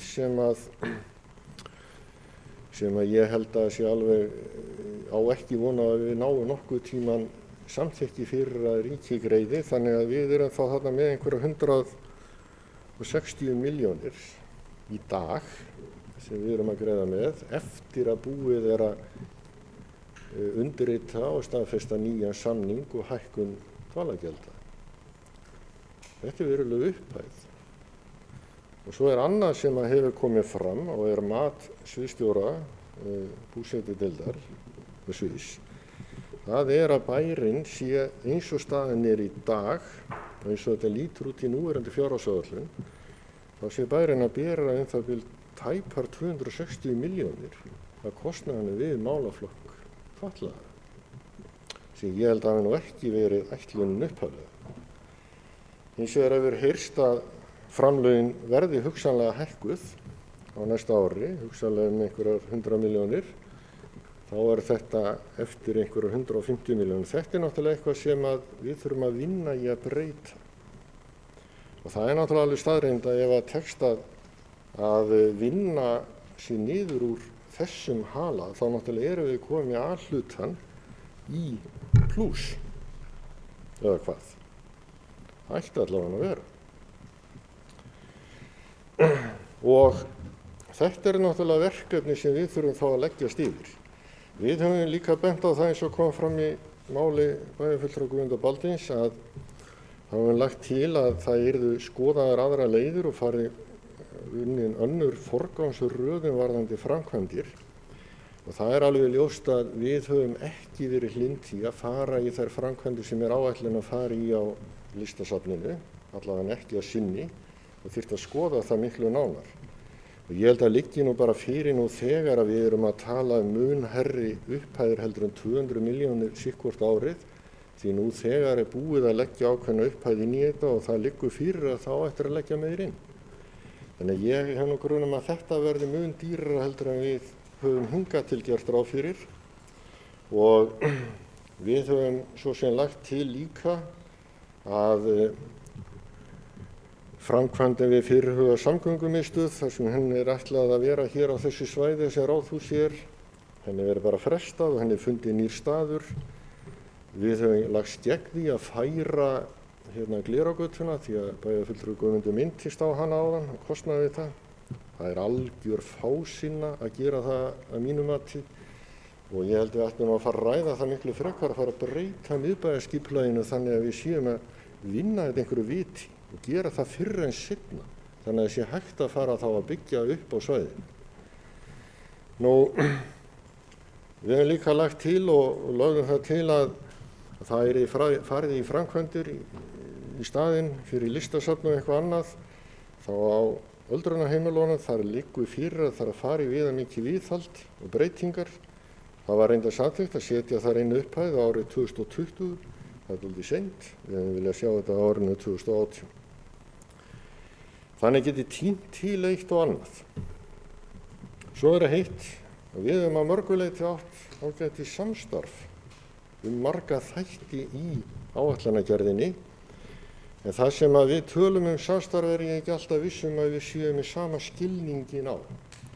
Vegna þess að ef við ætluðum til dæmis að vinna þannig og það væri markmiðið sjálfu sér að ná samstöðu áætlun eins og þessa, þannig að við værum öll með eins og gerðist til dæmis í Kópavogi, þá þurfum við að breyta eins vinnubrögðunum við það hvernig við vinnum þessu áætlun. Vegna þess að meirihlutin er gjarnan búinn að fjalla eitt og annað málið og ákveða það hvernig þau vilja leggja málin fram og koma fram með. Og þá er búin að eiga sér stað heilmikil umræða það og gott og vel, það kemur þá bara fram. En þeim ákvörðunum er jafnvel svo ekki tækt að breyta, þó að við möldum aðeins í móinn. Þannig að ég legg nú til, ef menn hafa áhuga á þessu, að breyta þessu vinnubröðum, þá ætti menn að vinna þetta á þann hátt að við komum bara öll á borðinu á sama tíma til að ræða mál. Það er bara mín tillaga og okkar sjálfstæðismenn. En eins og ég hef komið inn á þá margt jákvætt að gerast, en það líka eitt og annað sem þarf að gera betur og það á vissulega áætlun. En þetta með hagræðingarhópinn alveg morgunljóst að myndi ekki nást fram nema litlu leyti og ég ætla að sjá það gerast að þessar hagræðingar verði til. Ég ekki vissum að það verði til eins og menn ætluðu sér upphafi, það getur vel verið með að breyta það einhverju öðru, en það þarf þá að koma fram og ég hef kallað eftir því og við höfum gert það held ég hérna öll í minnihlutanum að við fáum svona allavega að fylgjast með því hvernig þessar tillögur fara þá inn og hvernig þær verða framkvæmdar. Því að margar þeirra eru að hafa áhrif, verulega áhrif á þjónustu. En að þessu slepptu þá munum við bæjarfulltrúar Sjálfstæðisflokksins ekki samþykkja fyrirliggjandi tillögu að fjárhagsáætlun fyrir bæjarsjóð Akureyrar árin 2017-2020. Og ég er nú búinn að nefna flesta því en við erum hérna með bókun sem ég ætla að lesa. Í áætluninni er gert ráð fyrir því að hluti bæjarsjóðs verði rekið með halla að upphæð krónur 111.095.000 árið 2017. Það er raun óásættanleg niðurstaða hefði mátt leggja meiri vinnu í að ná hallalausum rekstri í A-hlutanum. Þá í framkvæmdaáætlun ársins og næstu 3 ára forgangsröðun verkefna sem við getum ekki fallist á. Þar má nefna framkvæmdir við listasafnið sem við teljum vera úr takti við núverandi stöðu bæjarsjóðs, samgöngumiðstöð sem staðsetja á við Ráðhúsið og þá gert ráð fyrir þátttöku Akureyrarbæjar í göngu- og hjólastíga Hrafnagili upphæð krónur 40 milljónir þegar ólokið ýmsum mikilvægum framkvæmdum í bænum auk þess sem ekkert liggur fyrir fast í hendi með kostnaði þátttöku vegagerðarinnar í slíkum stíg. Við höfum lagt áherslu á að dreifa framkvæmdum aðeins meiri í takt við líklegan framkvæmdatíma svo sem aðstöðu fyrir nökkva sem tekið hefur verið tillit til.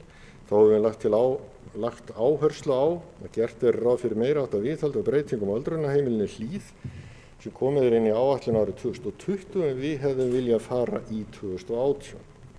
Þá ber að fagna því að lokið verði við framkvæmdir á lóð Naustaskóla en við höfum áhyggjur af því að 60 milljón krónur sem eru áætlaðar til framkvæmdana dugi ekki til.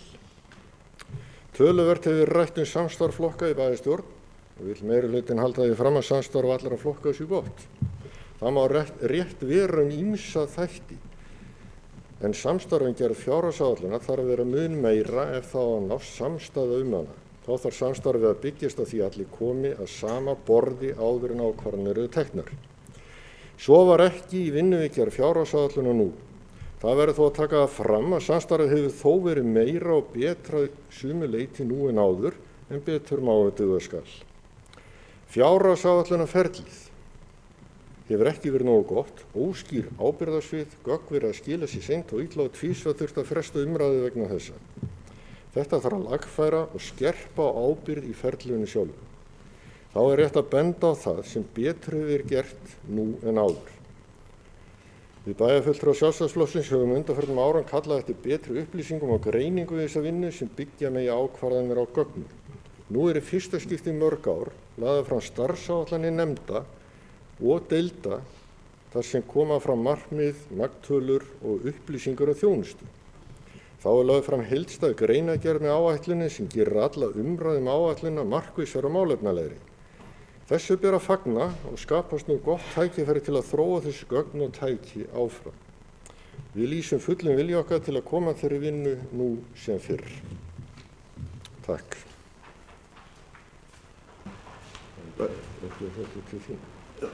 Bæjarfulltrúi Gunnar Gíslason hefur lokið máli sínu. Næst tekur til máls Preben Jón Pétursson, bæjarfulltrúi.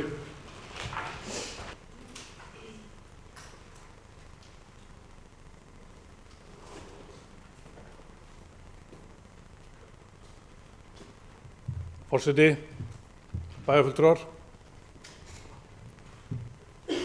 Já, ég getum tekið undir margt af því sem komið hefur fram hérna hjá bæjarfulltrúa Gunnar Gíslasyni og Sjálfstæðisflokknum. Þau séum ekki sammála ekki einu og öllu, en það var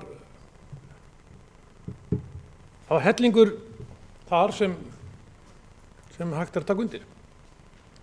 Ég satt nú að hluta til í þessum hagræðingahópi og mörguleyti áhugaverð og fræðandi vinna og ég var sáttur við niðurstöðuna þar. Hún ógnaði ekki kannski neinum sérstökum í samfélaginu eða það var ekkert í henni sem sem krafðist ykkur sérstaklega mikils af samfélaginu þannig lagað. Þetta voru svona almenna tiltektir.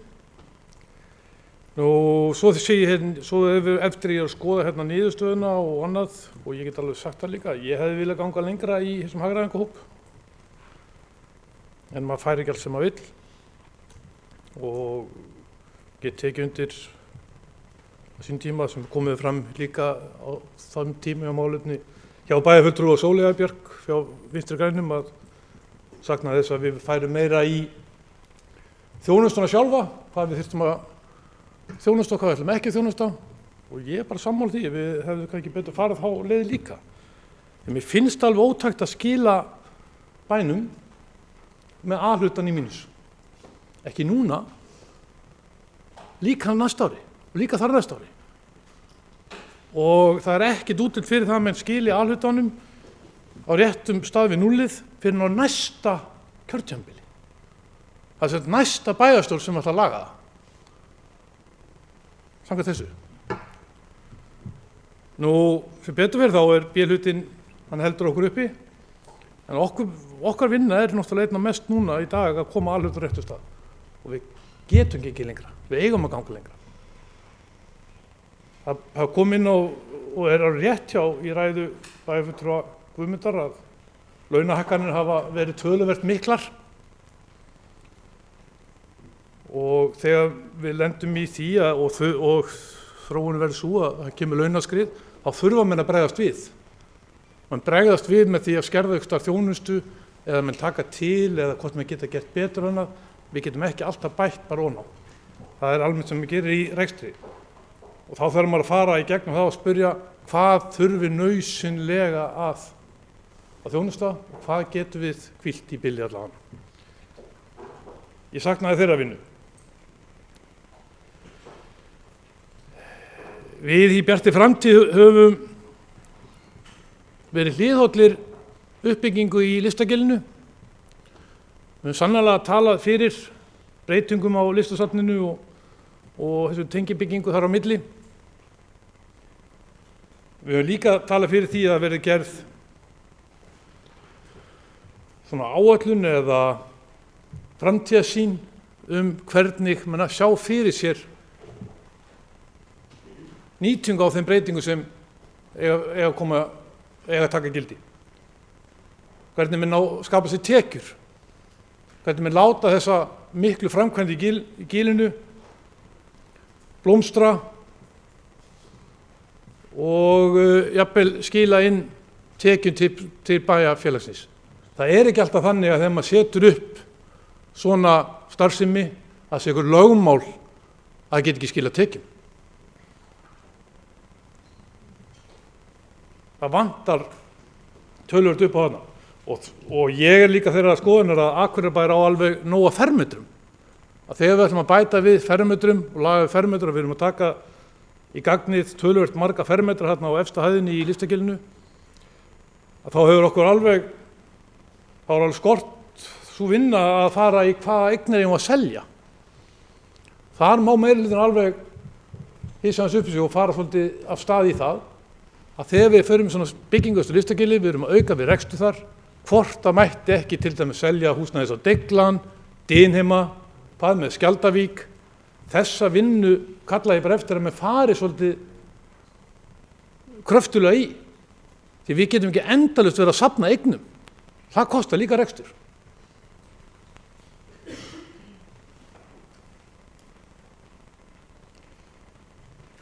Að þessu sögðu þá mun ég setja hjá í þessari fjárhagsáætlun minni. Nei, að samþykkja þessa fjárhagsáætlun. Mér finnst sérstaklega þá það listasafnið. Mér finnst vantað stefnumótunina þar. Hvað ætlaði að gera, af hverju erum við með þessa tengibyggingu, hvað sjáum við fyrir okkur í Ketilhúsinu, og hvernig ætlum við að byggja það upp. Ég veit að það er komið rekstraráætlun fyrir Listasafnið, en það er ekki komin einn svona tekjuáætlun en einn sköpunaráætlun eða stefnumótun hvað með sjá fyrir sig áfram í framhaldinu. Við ítreka, við þurfum að selja fasteignar á móti. Við getum fjármagnað þessa aðgerð með sölu fasteigna. Samgöngumiðstöðin, ég tel líka rétt að hún má bíða. Við erum ekkert að brenna á inni með tíma með það. En ég ætla ekki að lengja mál mitt með frekar með þetta. Nú þó meira að tala um laun og annað og við erum að tala um þessar tölur hérna og það eru fleiri kjarasamningar sem eiga eftir að detta inn. Til dæmis kjarasamningar tónlistarkennara. Nú, ég lýsi ítreka áhyggjur mínar af því að við skulum vera með A-hlutann í mínus líka í langtímaáætlun, líka í 3 ára áætlunni og það skulle ekki vera rétt A-hlutann af fyrir á næsta kjörtímabili. Takk fyrir. Bæjarfulltrúi Preben Jón Pétursson hefur lokið máli sínu. Ég ætla að biðja Sigríði Huld Jónsdóttir, bæjarfulltrúi og varaforseta að taka við stjórnfundar þess að gefa mér orðið.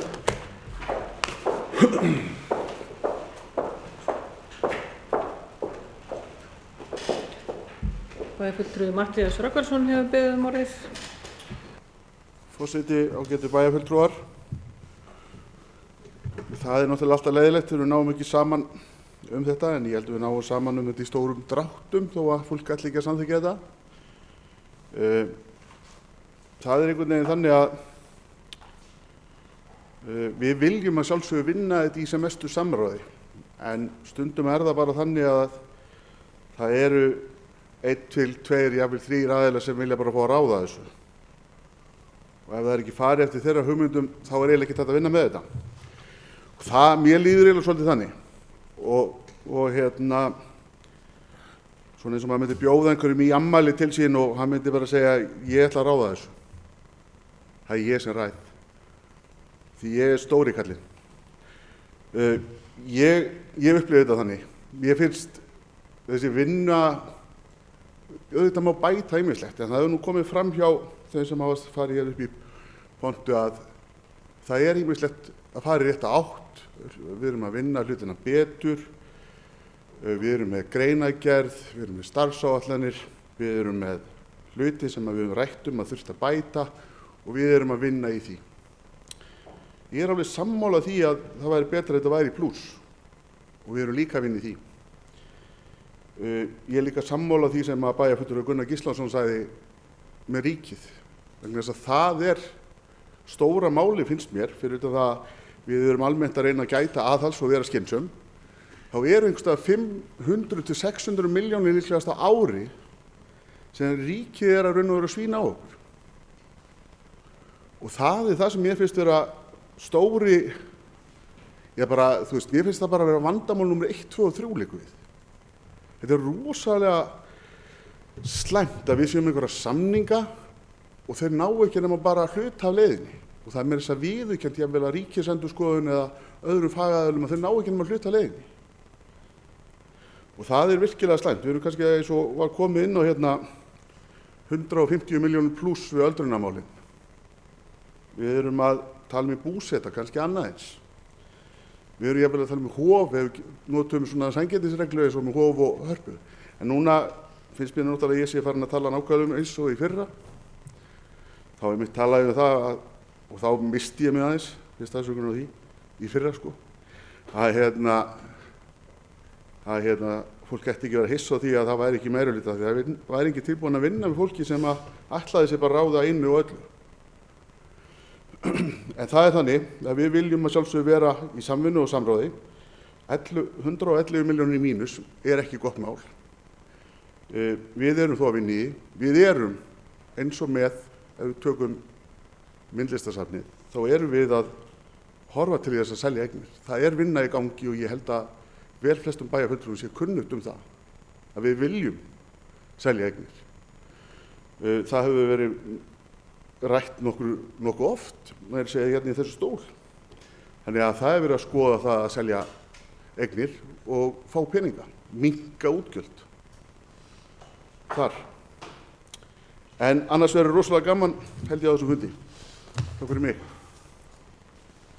Bæjarfulltrúi Matthías Rögnvaldsson hefur lokið máli sínu og biður forseta að taka aftur í stjórn fundarins.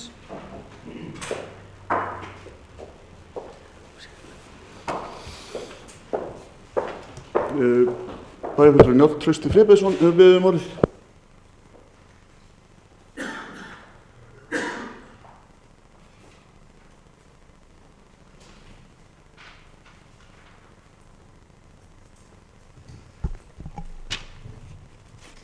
Forseti, ágætu bæjarfulltrúar.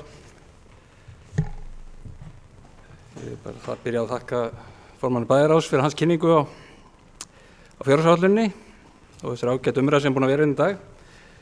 Svona rétt bara í byrjun langar mig að koma það sem ég hef nú gert árlega og sem ábendingu og svona til að auka á gegnsæi í fjárhagsáætluninni gerðinni.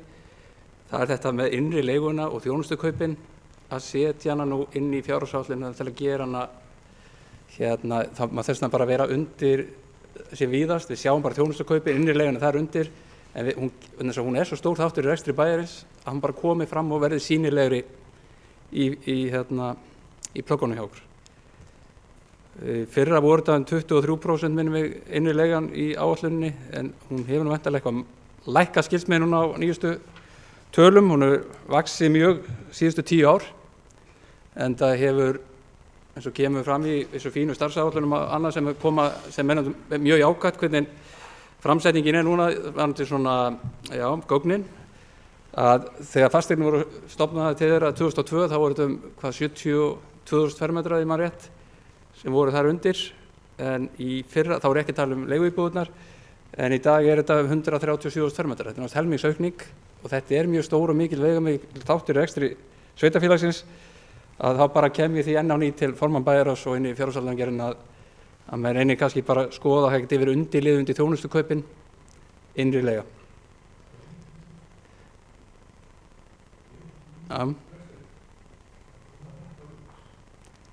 Já, þetta einhvers staðar hlýtur þetta að koma fram sem kostnaður bara til að sýna fram á dæmið.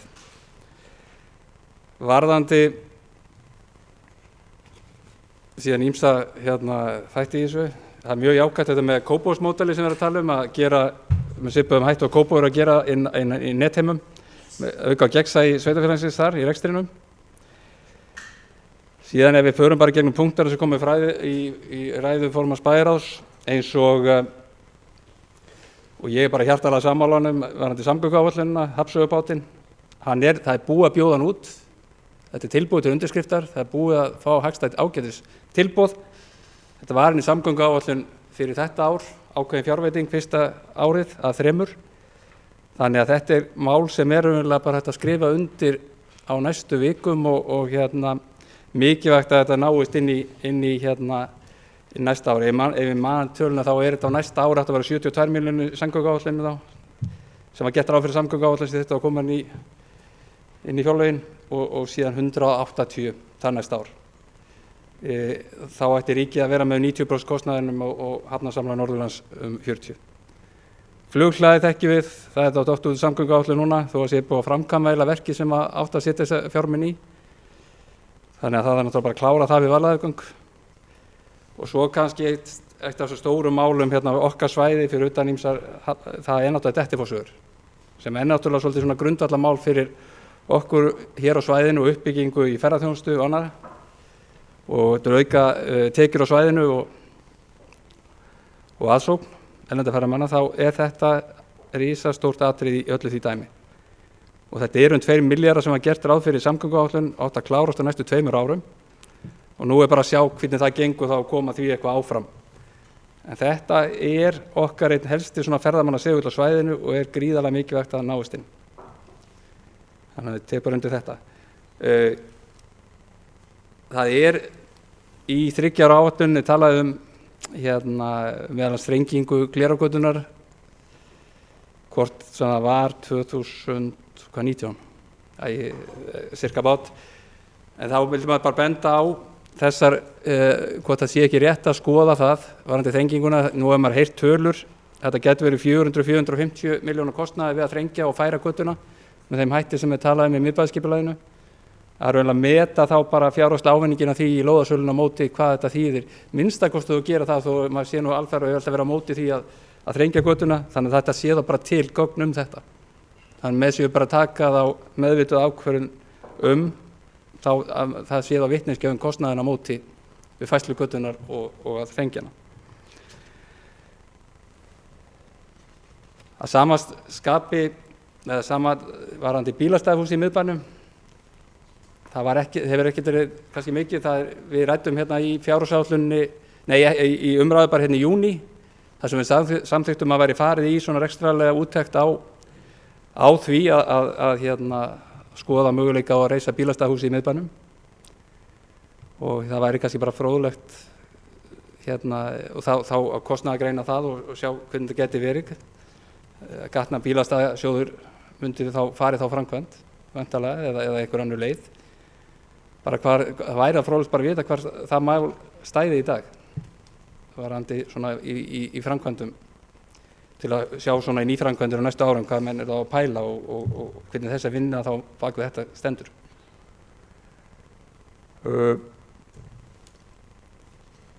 Og eins og við sagði áðan að þetta mjög jákvætt eins og með þessar starfsáætlanir sem eru nú komna fram með svona, og þessi plögg sem voru lögð fyrir, þetta mjög jákvætt hvernig þetta og hvernig miklu aðgengilegri þetta heldur en þetta hefur verið. Þannig að það bara mjög gott og náttúrulega örugglega hægt að bæta enn þessi vinnubrögð og þetta náttúrulega fyrsta skipti sem verið að vinna þetta en þetta gæti nú verið góður grunnur einmitt að þessari vinnu í framtíðinni ef þetta svona eykur töluvert á gegnsæi og slíka þætti. Varðandi það sem kemur fram varðandi öldrunarheimilinu, bara taka undir þau orð sem að hér á sögðu, það gengur náttúrulega ekki til lengdar að menn séu að borga háar upphæðir með þessu. Og það var tekið fyrsta skref í þessa átt þá í haust að reyna að bæta úr. En það sem ég kannski áhyggjur af síðan þetta með málefni fatlaðra sem að koma fram núna í fjárhagsáætluninni, hvað sveitarfélagi að greiða núna, hversu hratt þetta gerist núna. Að sveitarfélagi fer að bera kostnað af þeim málum og svo sannarlega eins og við erum minnst á ef mögulega eru eftir að fá okkar tilbaka á móti því, en það svolítið stór tala að sjá 260 milljónir hvað eru komin 5 ár síðan tókum yfir og auðvitað vonum við að við fáum sem mest upp í það gat, en það greinilega fylgjast mjög vel með þessu líka, þannig að virðist vera svona skapast eitthvað svipað máli eins og með öldrunarheimilum. Varðandi heildarframkvæmdir sveitarfélagsins 3,5 milljarður, þetta væntanlega þegar að fara ykkur 10 ára tilbaka til að sjá eitthvað við líka, það hátt framkvæmdastig sem sveitarfélagi fara gegnum fasteignir, framkvæmdamiðstöð eða framkvæmdara og Norðurorku næsta ár, eða nýrri nefnd umhverfis- og mannvirkjaráðs. Þannig að tala oft í gegnum tíðina og fyrir kjörtíðinbili sveiflujöfnun og annað, en það mikið af þessu verður bara viðurkennast að mikið af þessu framkvæmdum, það búið að halda svolítið af sér í töluverðan tíma og mikið af þessu framkvæmdum þurfa bara að fara að gerast. Hvort sem það lítið varðandi sem snýr að heita vatninu, kalda vatninu eða hreinsistöðinni, þá bara margt sem þarf að drífa í og 3,5 milljarður, ég held að við höfum ekki séð þetta bara í vera 10 ár. Þannig að það er líka erfitt að reikna þetta, það alveg menn hafa alveg rætt þetta undanfarin ár á fundum og slíkt, en það er líka erfitt að reikna þegar það verður til ný hagsveifla sem er svo lengsta í sögunni, í lýðveldi sögu landsins, það greinilega ekki hægt að reikna alltaf, þessi verður væntanlega svo allra lengsta og kannski bara verða það nú þegar sem hefur verið, þannig að maður ætla að vera að hitta eitthvað í það þá getur það líka verið erfitt, eins og þetta við þróast hjá okkur undanfarin ár. Það sem hefur kannski lítið verið að tala hvernig menn ætla að skapa tekjurnar, ég bara rétt að koma þegar maður les starfsáætlanirnar að þetta markaðsátak hjá Akureyrarbæ á íbúðamarkaði, að taka undir þau sjónarmið sem þar koma fram að fara á stað aftur með það eins og var gert á sínum tíma og skoða þau mál. Og síðan þetta náttúrulega bara það sem ég held að séu flest kannski okkar stærsti möguleikar í dag tengjast eins og ræddum áðan var þetta Dettifossveg og slíka framkvæmdir sem tengjast í ferðaþjónustu, að það hvernig við að ná meira af þessum tekjum sem að snúa af erlendum ferðamönnum og dreifingu þeirra landið. það voru kannski komin, en þetta bara, þarna held ég liggi gríðarlega mikið, þetta liggur víða, þetta liggur á vegagerðinni bara með snjómoksturinn og hálkuvarnir, að skapa öryggi, að snýra ákveðnum innviða uppbyggingu, klára ákveðna vegi, Dettifossveg, við höfum rætt hérna með flughlaðu og fleiri þætti, og síðan má ekki gleyma heldur, og raunverulega þjóðhagslega ábati samfélagsins mestur af því að fá fólki sér út á land og meiri dreifinga á þeim, það sem að þarf ekki að fara í nýja framkvæmdi, það sem allt til staðar nú þegar, hvað sem að nýta bara vegina betur, það húsnæði sem til staðar, veitingastaði og annað, sem eru verulega vannýtti kannski, eru á stóru hluta landsins ennþá á vetrarlagi. Þannig að þjóðhagslega ábati samfélagsins er svo mestur að þetta sé virkjað. Og svo getur maður ekki annað minnst á hérna með raforkukerfið. Það hlýtur að vera alveg undirstöðumál fyrir okkur og uppbyggingu hér á atvinnulífi og tekjumyndun á svæðinu, það er að byggja upp raforkukerfið. Þetta er 10 ára stopp og það er hátt í 10 ár sjálfsagt úr bætist. Þetta tekir lágmark 5 ár frá menn það var ákvörðinu komin að framkvæma það þegar ákvörðinu tekin. Kannski getur við farið austur á 3 árum eftir varðandi að tengja við Blöndu, við Kröflu. Þetta er gríðarlega mikilvægt fyrir okkur og hefur náttúrulega mikil áhrif á tekjumyndum fyrir okkur og okkar sveitarfélag og náttúrulega allt svæði, getum útsæð síðan hér í rekstri bæjarins. Það er bara rétt í lokin að með eins og sorphirðuna við umhverfis- og samgöngustefnan, ég vona að það verði rætt hérna á næsta fundi og þar er náttúrulega komið mjög víða inn og ýmist líka þar sem ætti að stuðla að betri rekstri sveitarfélagsins. Og við kannski höfum þá tækifæri vonandi sem flest hérna í næstu viku að ræða það betur. En það er margt svona spennandi bara með nýri tækni og hluti sem er að gerast þar. Þið þyrfti náttúrulega að skoðast hóndi vel í framhaldinu.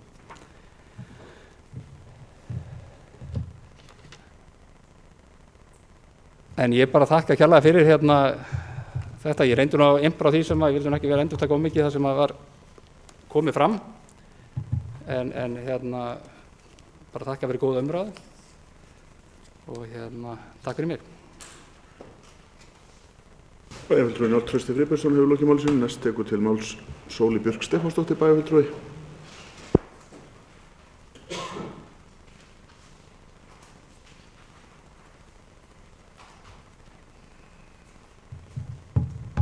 Forseti, ágætu bæjarfulltrúar.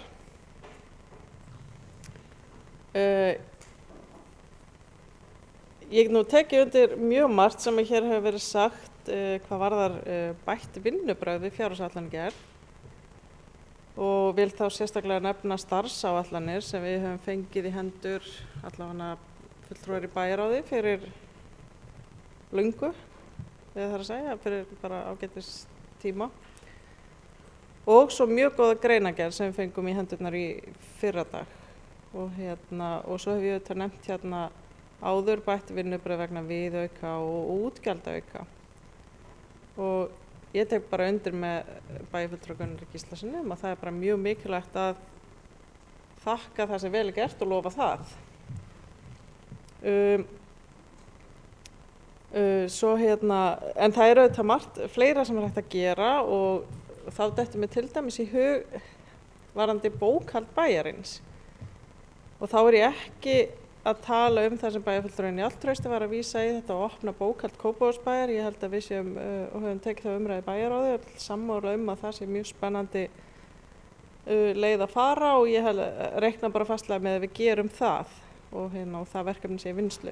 En það sem ég er að tala í bókhaldi bæjarins og það sem ég held að skipti líka gríðarlega miklu máli til þess að gera bókhaldið svona gagnsærra, það er svona hvernig hlutirnir eru flokkaðir. Og að því ég var nú að tala hérna áðan að málaflokkar eru sumir aðþrengdir og örugglega flestir ef ekki allir. Að það er okkar verkefni að forgangsraða. Og þá til dæmis hugsa ég að því ég og kem kannski betur inn á það seinna með allar þessar byggingar og það mál en þá eins og til dæmis 2 framkvæmdir eða fjárfestingar sem verið að fara í núna á næsta ári sem verið að klára sundlaugina og það verið að kaupa tróðara.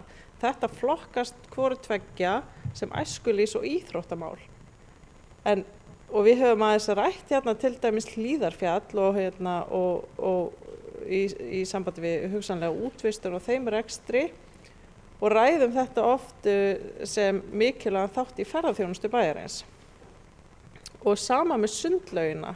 Mér hefur svona fundist sko það sem var svona mest áberandi í rökstuðningi við að fara í þær framkvæmdir og þá sérstaklega varðandi að kaupa nýja rennibraut, það var sem sagt að þetta væri mikilvægt fyrir ferðaþjónustuna og það væri bara mjög mikilvægt að hafa góða afþreyingu og mannvirki sem að nýttust til þess. Og ég er því alveg sammála, það er mjög mikilvægt og ég held til dæmis að umbæturnar við listasafnið sem eru mikilvægar á svo margan hátt, þær eru mjög mikilvægar menningarsögulegar, það er mjög mikilvægt til þess að láta ekki grotna niður þetta magnaða framtak sem var gert hérna í gilinu á sínum tíma, það sem er svo breytt í listagilið.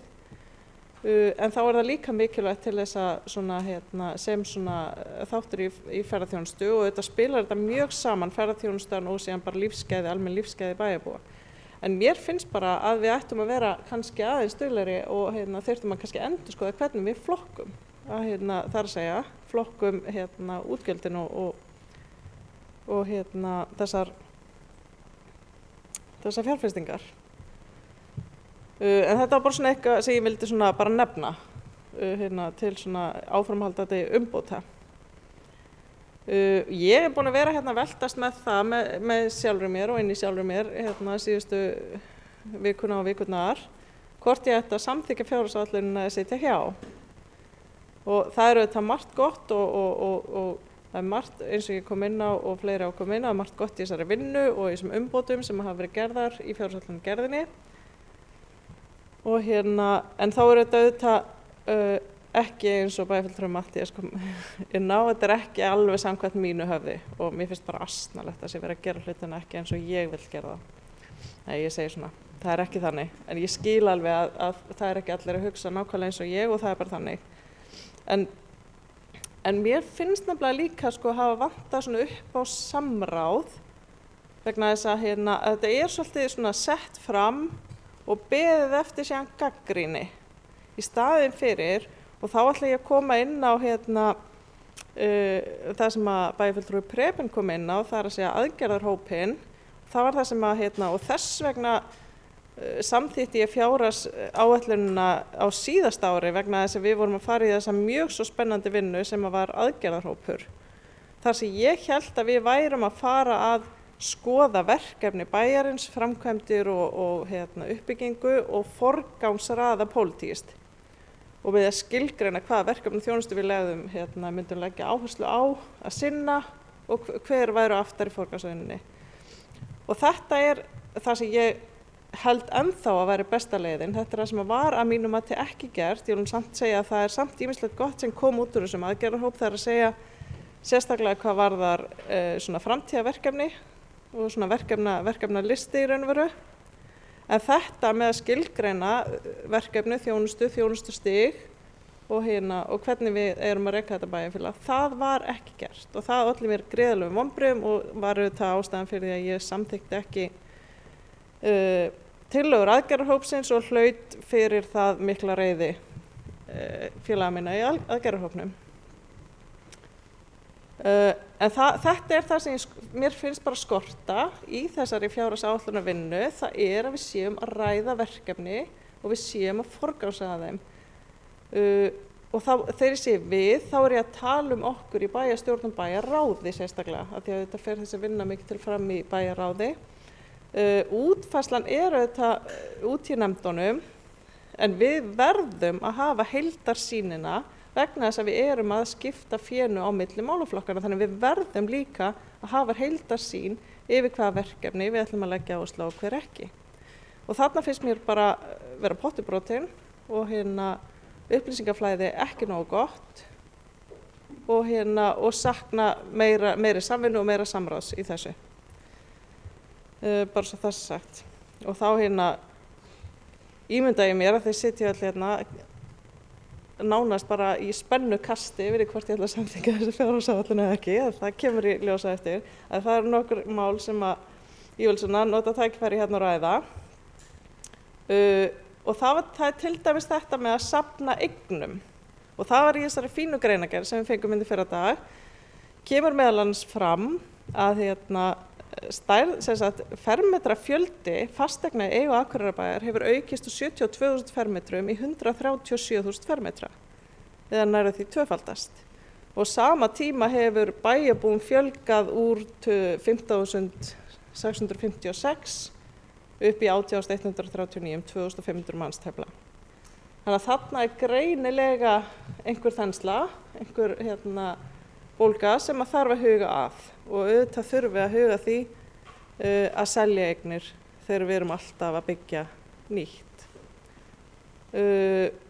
Og þarna langar mig líka til þess að tengja því að alveg frá því ég settist í þessa bæjarstjórn þá við tala alveg rosalega mikið laun og kostnað vegna launa og svona ýmislegt sem því tengist og í dag eins og aðra daga kemur þetta líka til umræðu og formaður bæjarráðs hefur reiknað út að launakostnaðurinn og hefur svona ályktað að launakostnaðurinn sé orðinn fast upp á 58% af tekjum A-hlutans. Og mér langar að spyrja formaður bæjarráðs hvort hann hafi reiknað út hversu hátt hlutfall af tekjum A-hlutans séu vaxtagjöld. Og hvort að það er sem sagt hlutfall sem að við viljum hafa. Af því mér finnst bara að það er mjög áhugavert og mjög gott að taka saman svona tölur og reikna út hlutfall og skoða þróun, en það á ekki bara við suma hluti, það á við alla hluti.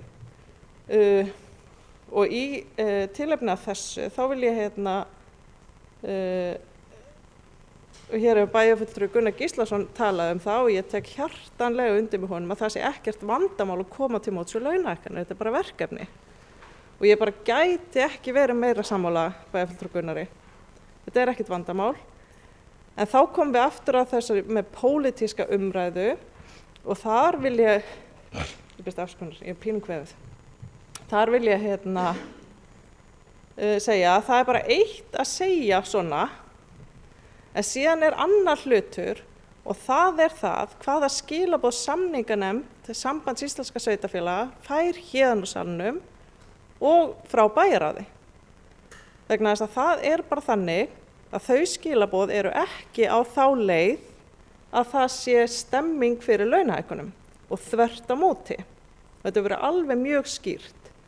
Og það er engin vilji, og hvorki bæjarráð eða bæjarstjórn hefur lýst yfir vilja, skýrum vilja til þess að breyta launastrúktúrnum í samfélaginu.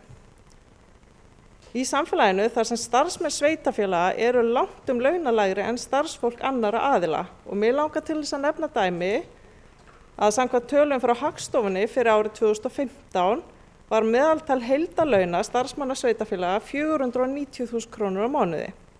Á sama tíma var meðaltal heildarlauna starfsmanna á almenna markaðinu 637.000 á mánuði og meðaltal heildarlauna ríkisstarfsmanna 681.000 á mánuði. Þarna munar næstu í 150.000 kalli á meðaltali heildarlauna starfsmanna sveitarfélaga og almenna markaðinum sem eru þó undir ríkis.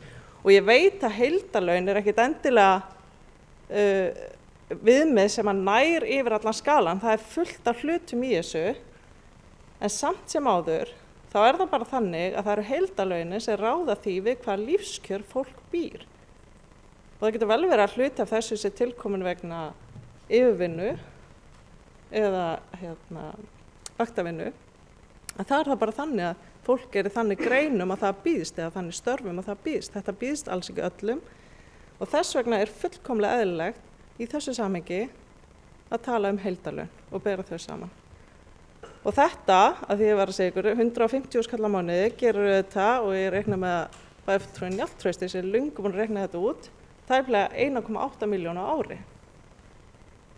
Og mér finnst þetta bara algjörlega ósættanlegt kerfi og ég myndi vilja að héðan kemur skýr skilaboð að breyta þessu. Annars er hægt að segja hvað sem er annað á opnum fundum út í bæ, en þetta er staðreyndin.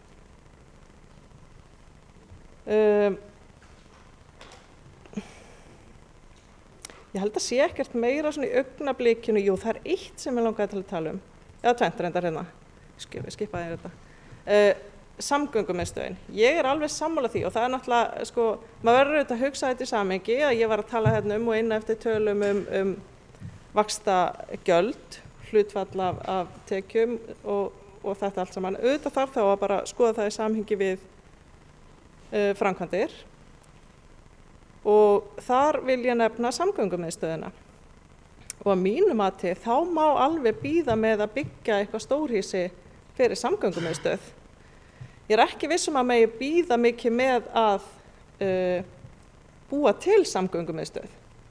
Það er mjög mikilvægt að ef við erum og þessi góða braut sem við erum á, að efla almenna samgöngur, að það er mjög mikilvægt að það sé eitthvað sem heitir samgöngumiðstöð. En það þarf ekki endilega að vera húsbygging sem byggð sérstaklega því tilefni og ég veit að sagt það nokkuð held ég hér í þessu ræðustól og gerir það enn einu sinni í dag bara og segja hún getur verið staðsett henni í Ráðhúsinu, hún getur verið staðsett á jarðhæðinni. Og þar með myndum við þá nýta þetta hús miklu betur. Ég held að þyrfti allavega að skoða þetta mjög vel. Og svo er eitt að lokum sem hefur ekkert komið hérna til umræðu og þannig að séð ekkert til umræðu en ég vil samt koma inn á þetta og það er hérna stóra jöfnunarsjóðsmálið. Það er að segja þessi staðreynd að fólki var gert og er gert kleift að nota lífeyrissparnað í aðra hluti en lífeyrissparnað. Það er að segja að því var gert kleift að taka þetta út og núna er gert kleift að leggja inn á lán sem ég segi bara gott mál. Ríkið er búið að gera ráð fyrir það sem betur fer. Búið að gera ráð fyrir þessu tekjutapið sem er fyrir sveitafélögin vegna þessa, það sem er í raun og veru ríkið að gefa skattaafslátt þarna sem að stóruleyti bitnar á sveitafélögum og búið að gera ráð fyrir að bæta sveitafélögum upp tapið en svo er gert ráð fyrir, eftir þessi ég best veit, að taka þetta í gegnum jöfnunarsjóð. Og það er bara eitthvað sem við þurfum að hugsa og vera mjög meðvituð það er það að þar sem að við erum stórt og öflugt sveitafélag þá erum við kannski ekki að fá okkar hlut út úr þessu. Það er að segja jöfnunarsjóður hefur náttúrulega þann tilgang að jafna svona aðstöðu sveitafélagana og okkar aðstæða er góð og eðlilega fáum við minna út úr jöfnunarsjóði heldur en mörg önnur sveitafélag. En þarna að taka þetta þarna í gegn held ég að sé mjög óeðlilegt vegna þess að þarna erum við að tapa mjög miklum tekjum sem að verða síðan færðar til annarra sveitafélaga. Og ég held að þetta er bara svona atriði sem ég langaði til að minnast á þegar var að ræða þetta eitthvað í síðustu viku og mér finnst það bara að vera relevant inn í þessa umræðu. Og þetta er eftir þess að ég best veit ekki farið í gegnum þingið, þar að segja hvernig á að fara með þessa peninga, hvort á að taka þetta í gegnum jöfnunarsjóð og það er mikilvægt fyrir okkur sem hér sitjum að taka þá umræðu við okkar þingmenn og þá sérstaklega þingmaðurinn sem situr þarna hinum megin. Takk fyrir mig.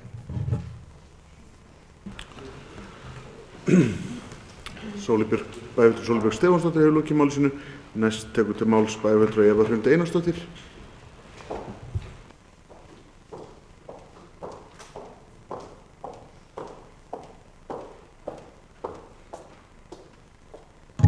Forseti og ágætu bæjarfulltrúar, byrja á því að þakka Guðmundi yfirferðina og eins málefnalegar umræður.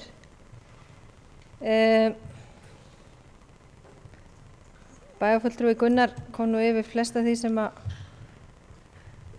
ég ætlaði nú að koma inn á en enda erum við erum mjög sammála í þessum efnum. En mér langaði aðeins að koma inn á að því að bæjarfulltrúi Matthías Rögnvaldsson kom svona inn á að hér væri við lýði frekja og yfirgangur. Ég er nú ekki alveg sammála því. Það sem að ég hefði kannski viljað leita eftir og aðrir hafa komið inn á, að ég held að ég myndi leggja til í næstu fjárhagsáætlunargerð að við myndum halda saman fund áður en að kynnt er hvernig framkvæmdaáætlunin er og hverjar helstu áherslur meirihlutans eru. Við myndum prófa að setjast niður öll saman og athuga hvort við gætum komist að einhverju samkomulagi Því það svo mikilvægt, ég meina þegar við erum að vinna á vinnustöðum og erum í stefnumótum eða erum að fara í stóra breytingar, að fólk upplifið að það eigi þátt í ákvörðunartökuferlinu. Og þetta líka svona þegar þú ert að vinna með börn, þannig að mér langar bara að fá að heyra hvort að meirihlutin væri til í að prófa þessa aðferð, að við myndum allan að sittast niður saman áður en að þau taka ákvarðanir og sjá hvort við hugsanlega mögulega gætum náð sáttum. Því að við höfum gert það í mörgum málum og ég tala algjörlega frá hjartanum, ég finnst meirihlutin hafa oft og mörgum sinnum hlustað á mínar skoðanir og tekið tillit til þeirra. Og mér finnst það bara, og ég meta mjög mikils. En það var fleiri komið inn á það, varðandi fjárhagsáætlunarferli núna, það var bara eitthvað skrítið, það bara eitthvað búið að vera að í þessu fjárhagsáætlunarferli. Ábyrgðarsjóðum voru óskýr, gögn að skila sér seint og svona, og ég ætla bara að trúa því að þetta verði í lagi á næsta ári, en eins finnst mér líka, ég veit ekki hvort það sé bara núna, en allan tilfinning mín núna að það hafi lítil sem engin minna verið lögð í 3 ára áætlunina. Og mér finnst svo mikilvægt, þegar við erum með svona stórt apparat eins og bæjarfélag, að sýnin sé skýr og við vitum hvert við ætlum að fara. Og ég veit til þess að það næstu glemdist að taka fyrir 3 ára áætlunni í nefnd og það hefur ekki verið markvisst farið í framkvæmdaáætlun og hvernig leigutekjurnar eiga að koma inn í fjárhagsáætlunina, 3 ára áætlun, og ég hef fengið það staðfest. Þannig að mér finnst mjög mikilvægt að við horfum ekki bara til 1 árs, að við séum líka að leggja mikla og góða vinnu í 3 ára áætlunina og jafnvel eins og bæjarfulltrúi Gunnar margoft komið inn á að við horfum til 10 ára í senn. Ég ótrúlega ánægð að hafa fengið starfsáætlunar. Þetta hjálpaði mér gríðarlega mikið í því að móta mér skoðun og komast inn í fjárhagsáætlunarvinnuna. Og þannig að mér finnst það bara þakkarvert að því hafi verið komið. Við sjálfstæðismennum búin að tala fyrir því lengi, bara frá því held ég á fyrstu fundum, að þetta gert, og ég bara mjög ánægð með að það sé kominn. Eins yfirlit, að við höfum fengið yfirlit yfir stöðugildi og yfirvinnu starfsmanna, að það þegar vorstu að búa til framtíðar áætlun, þá rosalega mikilvægt að horfa aftur í tíman hvernig þróunin hefur verið og hvað hefur verið að gerast. Þannig að þetta hjálpaði mér og ég bara þakka fyrir það að það hefur verið lagt í þessa vinnu. Og flott greinagerðin, ég veit ekki á hverju Sóli fekk hann fyrir 2 dögum, ég fekk hann í gær og mér fannst það svolítið seint, ég hefði viljað fá hana aðeins fyrir, þú kannski með einhvern ég þurfti að taka gærkvöldi og nóttina eiginlega að fara yfir þetta, þannig að það hefði verið gott að fá þetta aðeins fyrir. En ef við tölum listasafnið, ég vil að það sé alveg skýrt að við sjálfstæðismenn höfum talað fyrir því að við viljum uppbyggingu í listasafni, það alveg á hreinu og mér persónulega finnst mér hugmyndirna mjög flottar, en eins og ég hef sagt ekki hér í ræðustól en ég hef sagt á fundi, ég fæ svona tilfinningu eins og ef ég væri að horfa út frá mér sem einstaklingi að þarna væri bara drauma einbýlishúsið mitt sem langar svo virkilega í, en ég ekki alveg komin fjárhagslega til að fjárfesta í þessu húsi. Þannig ég þarf að finna leiðir og eins og bæjarfulltrúi Pepinn kom inn á, eigum ekki frekar að setjast betur niður hvernig við náum auknum tekjum inn á þetta þannig við getum staðið undir þessu. Og eins ef ég tekið hér fram í ræðustól og öðrum fundum og sama á bæjarfulltrúi Pepinn kom hérna inn á, við verðum, ég veit við erum öll sammála að losa okkur við fullt af eignum, en halló, förum og gerum það. Eftir hverju erum við að bíða? Það alltaf að bíða eftir einhverjum starfshóp. Við í Akureyrar við erum til dæmis löngu búin að senda inn tillögur til stjórn fasteigna bara hvað má fara. Þannig að ég veit ekki alveg eftir hverju við erum að bíða. Varðandi annan rekstrarkostnað og það sem bæjarfulltrúi Njáll Trausti kom inn á, að það væri, ég algjörlega sammála, það væri rosalega gott fyrir okkur að fá útlista hvað í öðrum rekstrarkostnaði, hvað er innrilega og hvað ekki, og við erum hérna með málaflokka yfirlit fyrir öll árin og þar inni er einmitt annar rekstrarkostnaður í einum dálki. Það ætti í rauninni að vera hægt að skipta honum bara í tvennt. Af því að ég veit alveg að í ársreikningnum sjálfum þá er búið að taka í rauninni innrileguna út, en þarna er tækifæri fyrir okkur til þess að sjá þá, þarna væri hægt að setja dálk þannig að við sæjum betur hvað er að fara í innri leigu, og eins hefur við talað fyrir því að þegar við erum að gera framkvæmda áætlunina að það sé þá henni fylgi bara strax hvað hækkar leigan við að fara í þessar framkvæmdir. Þannig að það sé bara okkur öllum ljóst. Mér langar aðeins að því að fyrrverandi formaður velferðarráðs er inni. Mér langaði aðeins að fá upplýsingar tilraunaverkefni með notkun á umsýslukerfi fyrir heimaþjónustu. Bara hvað þetta er og mér fannst það bara spennandi í starfsáætluninni. Ég er rosalega ánægð að við ætlum að fara í skólalóð Naustaskóla og ég er alveg viss að foreldraráðið fagnar því að við erum nýbúin að fá bréf frá þeim til okkar. En eins og bæjarfulltrúi Gunnar kom inn á þá höfum við pínu áhyggjur af því að við munum kannski ekki standast áætlun, en ef svo verður þá er það bara gott. Síðan ég byrjaði bæjarstjórn þá hefur verið ætlunin að fara að vinna nýrri og endurskoða skólastefnu, og mér finnst þá þegar verið farið í þá vinnu að við tökum þátt í því að taka þá þessa pólitísku umræðu til dæmis viðmiðum hvaða aldur við ætlum að hafa til viðmiðuna við inntöku á leikskóla. Við þurfum að vera, það er bara pólitísk ákvörðun sem við þurfum að taka og það þarf þá að vera skýrt og við þá að fylgja því eftir. Eins og við höfum komið hérna inn á og bæjarfulltrúi Guðmundur Baldvin, þá þurfum við að ná auknu hagræði í rekstrinum og svo margir aðrir komið inn á auka tekjurnar. Ég hef sagt hér og ég veit að fleiri eru sammála mér að við þurfum að nota tæknina meira, en til þess þá þurfum við örugglega að leggja út peninga upphaflega en þeir munu skila sér, er ég alveg sannfærð um. Íbúakortið, það er annað dæmi þar sem við tölum og tölum en það er ekkert gert, þannig að nú bara verðum við að bretta upp ermar.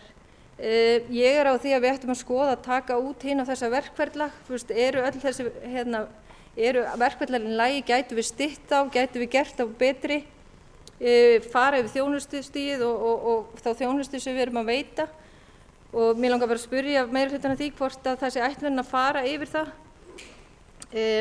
Bæjarfulltrúi Njáll kom inn á markaðssetninguna sem að Akureyrarstofa hefur sett á starfsáætlunum hjá sér með auglýsa Akureyri sem búsetukost.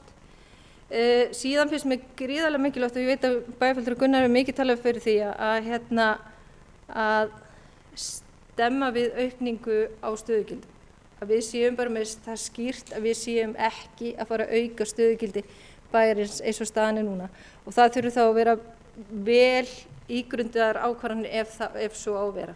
Þannig að það séu bara skýr skilaboð til formanna og embættismanna að það séu það eitthvað sem að við séum að viljum að þeir vinna eftir.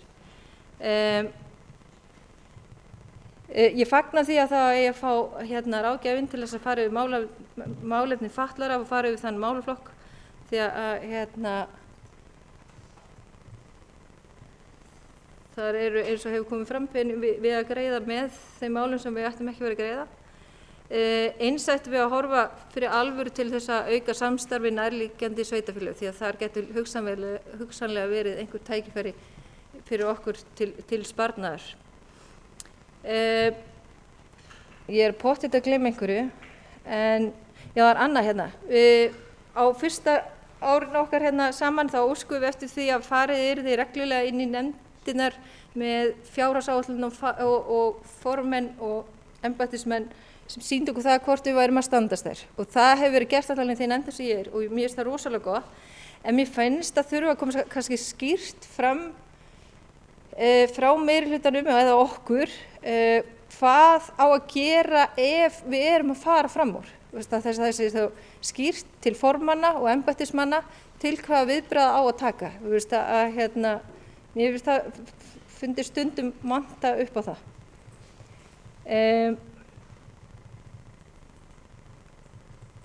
Já, ég er örugglega að glemma einhvern en þá kem ég bara aftur. Ég ætla að þakka fyrir bili.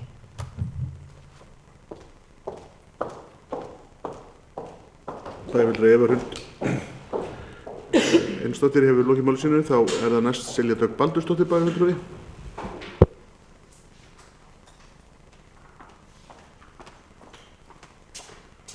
Forseti, ágætu bæjarfulltrúar. Mér langar að halda því á lofti að við sem sveitarfélög stöndum vel og það er jú vissulega áhyggjuefni í framtíðinni sem við þurfum og erum vakandi fyrir og erum að bregðast við, en þetta er jú langhlaup miðað við stöðuna sem við erum í dag. Við erum frábært bæjarfélag. Akureyri, þessi litli, stóri bær, hefur allt upp á bjóða, fullt af alls konar eins og einhver tíman var sagt. Og það er sannlega fullt af góðum hlutum í fjárhagsáætlunum sem er nauðsynlegt að halda á lofti og sumt hefur verið tekið fram hér áður fyrr. Við brugðumst til dæmis við kröfu foreldra eins og hægt var að þessum sinni með því að bæta 10 milljónum í leikskóla til að bæta við og koma fleiri og yngri börnum inn sem er fagnaðarefni og ég ætla að fagna því. Þetta er mér hjartans mál og ég tel mikilvægt að við förum í vinnu og eru viljin til staðar til þess við að móta hvernig við sjáum leikskólamál í framtíðinni. Það er hvort við eigum ekki að taka það skref að vera með ungbarnadeildir á leikskóla. Ég myndi vilja sjá að ríki komi þar á móti og lengi fæðingarorlof í ár og við kæmum þá á móti foreldrum með ungbarnadeildir og gott að vera með þingmann hér í sal og ég er fullviss að þetta verður honum hjartans mál, sérstaklega í ljósi þess að hann er nýlega fengið það hlutverk að verða afi. Mér finnst áhugavert að skoða fleiri möguleika foreldra, til dæmis ef foreldri kýsa að vera heima væri hægt að greiða gjald sem samsvarar niðurgreiðslu beint til foreldra, svo eitthvað sé nefnt, borga niður au pair frá 1 til 2 ára eða eitthvað svoleiðis, þetta væri allan að verta að skoða. Svo er íbúðkortið, það verður klárað 2017 sem er frábær viðbót og ég ætla að segja að það verður klárað, ég ætla að leyndarmála það ef það er hægt að segja það svoleiðis. Kópavogsmódeli, mjög sjónræn og flott uppsetning og bara flott og gott fyrir okkur að sjá hvert okkar fjármunir fara, eykur gegnsæi. Svo er náttúrulega aukað við forvarnafulltrúi Rósenborg sem er fagnaðarefni og ég ætla líka að fagna því og með þessu móti getum við bætt í og hjálpað fleiri ungu fólki.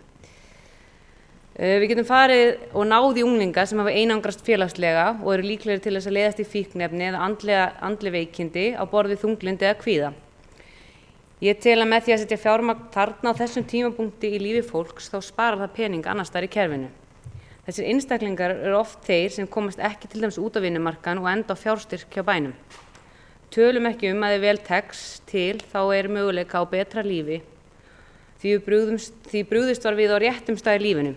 Við vitum því betur sem okkur öllum líður, því betra samfélagi búum við. Þannig að þetta er sannarlega fagnaðarefni.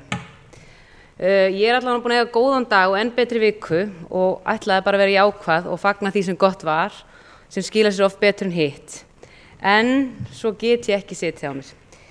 Bæjarfulltrúi Gunnar, hann talar samstarf og ég ætla að segja mína upplifun á samstarfi við Sjálfstæðisflokkinn. Mér finnst við í meirihlutanum búin að eiga mjög gott samstarf við fulltrúa Bjarta framtíð og Vinstri græna. Mín upplifun er að það vanti vilja hjá Sjálfstæðisflokknum. Ég upplifi meira að viljinn sé fyrir populisma heldur en vilji til að vinna saman. Þetta er pínu eins og svona Sigmunds Davíð heilkenni. Spurningin er að byrja á sjálfum sér. Og ég frábið það að við hjá meirihlutanum höfum ekki haft gott samstarf eða samráð. Ég upplifi að við höfum í samstarfi við VG og Bjarta framtíð lagt okkur fram í að eiga gott samstarf. En mér finnst ég ekki upplifa sama frá ykkur í Sjálfstæðisflokknum. Það má kannski líka þess að einhver leiti, ég kannski að skjóta mig í fótinn með að segja þetta, en það má kannski líka þess að einhver leiti við hjónaband þar sem er gefið og ekki fengið neitt tilbaka. Og þess vegna þá ætla ég að endurtaka það að ég frábið þessi orð bæjarfulltrúa Gunnar Gísla að ekki nægt samstarf hafi orðið, því dyrnar eru jú vissulega alltaf opnar. og mér leiðist rosalega þessi pólitík í pólitík. Bæjarfulltrúi Sóley fór líka aðeins inn á samráð mætti vera meira og ég ætla ekki að hafna því við getum kannski bætt okkur á einhverjum stað og mér finnst einhvern veginn gagnrýnin frá henni vera meira réttmætt því ég upplifi að samstarfið sé þar í báðar áttir. Allavega, svona upplifi ég þetta samband meirhlutans og Sjálfstæðisflokksins og það komi fram. En annars þakka ég góðar umræður.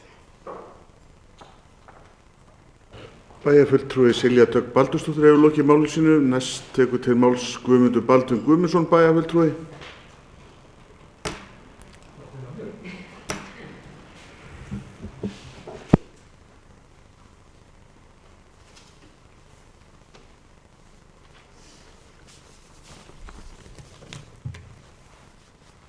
Forseti, ágætu bæjarfulltrúar, aðeins til þess að bregðast við því sem hefur hér komið fram í umræðinni.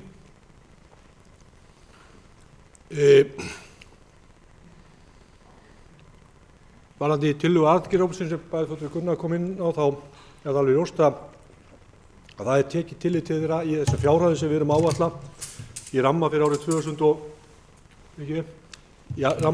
2017, en hins vegar er ljóst að það kannski lendir ekki akkúrat á þeim liðum sem upphaflega var áætlað en þó er það að nokkuð leyti.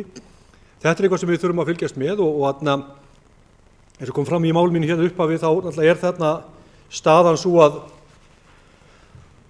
við erum að sýna mikið aðhald í rekstri. Rekstrarkostnaður og annar rekstrarkostnaður ekki mikið að hækka á milli ára og það er náttúrulega ríkar skyldur bæði embættismanna og formanna nefnda og bara nefndar fólks alls að fylgja eftir þessum fjárhagsáætlunum og við munum náttúrulega leggja mikla áherslu á það að fylgja henni eftir vegna þess að það er eitthvað sem við þurfum að gera, það að koma þessum rekstri okkar í góð mál og það er alveg rétt sem að menn hafa komið hérna inn á að A-hlutin er samkvæmt áætluninni mínus.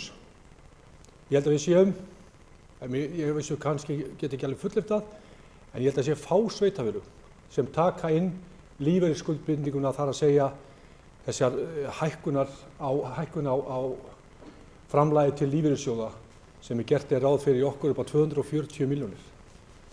Ég finn þetta ekki en ég þó búin að sannreyna þetta í einu sveitarfélagi þar sem kemur fram í greinargerð því að það er nú erfitt að finna suma greinargerðirnar en það er búin að sannreyna í einu sveitarfélagi að það er ekki gert. Ég veit að Reykjavíkurborg hefur gert það, þar að segja tekur tillit til þessara hækkana á lífeyrisframlögum en í umræðum sem áttu sér stað við fyrri umræðu þá voru flest sveitarfélagi, mjög sveitarfélagi ekki að gera það.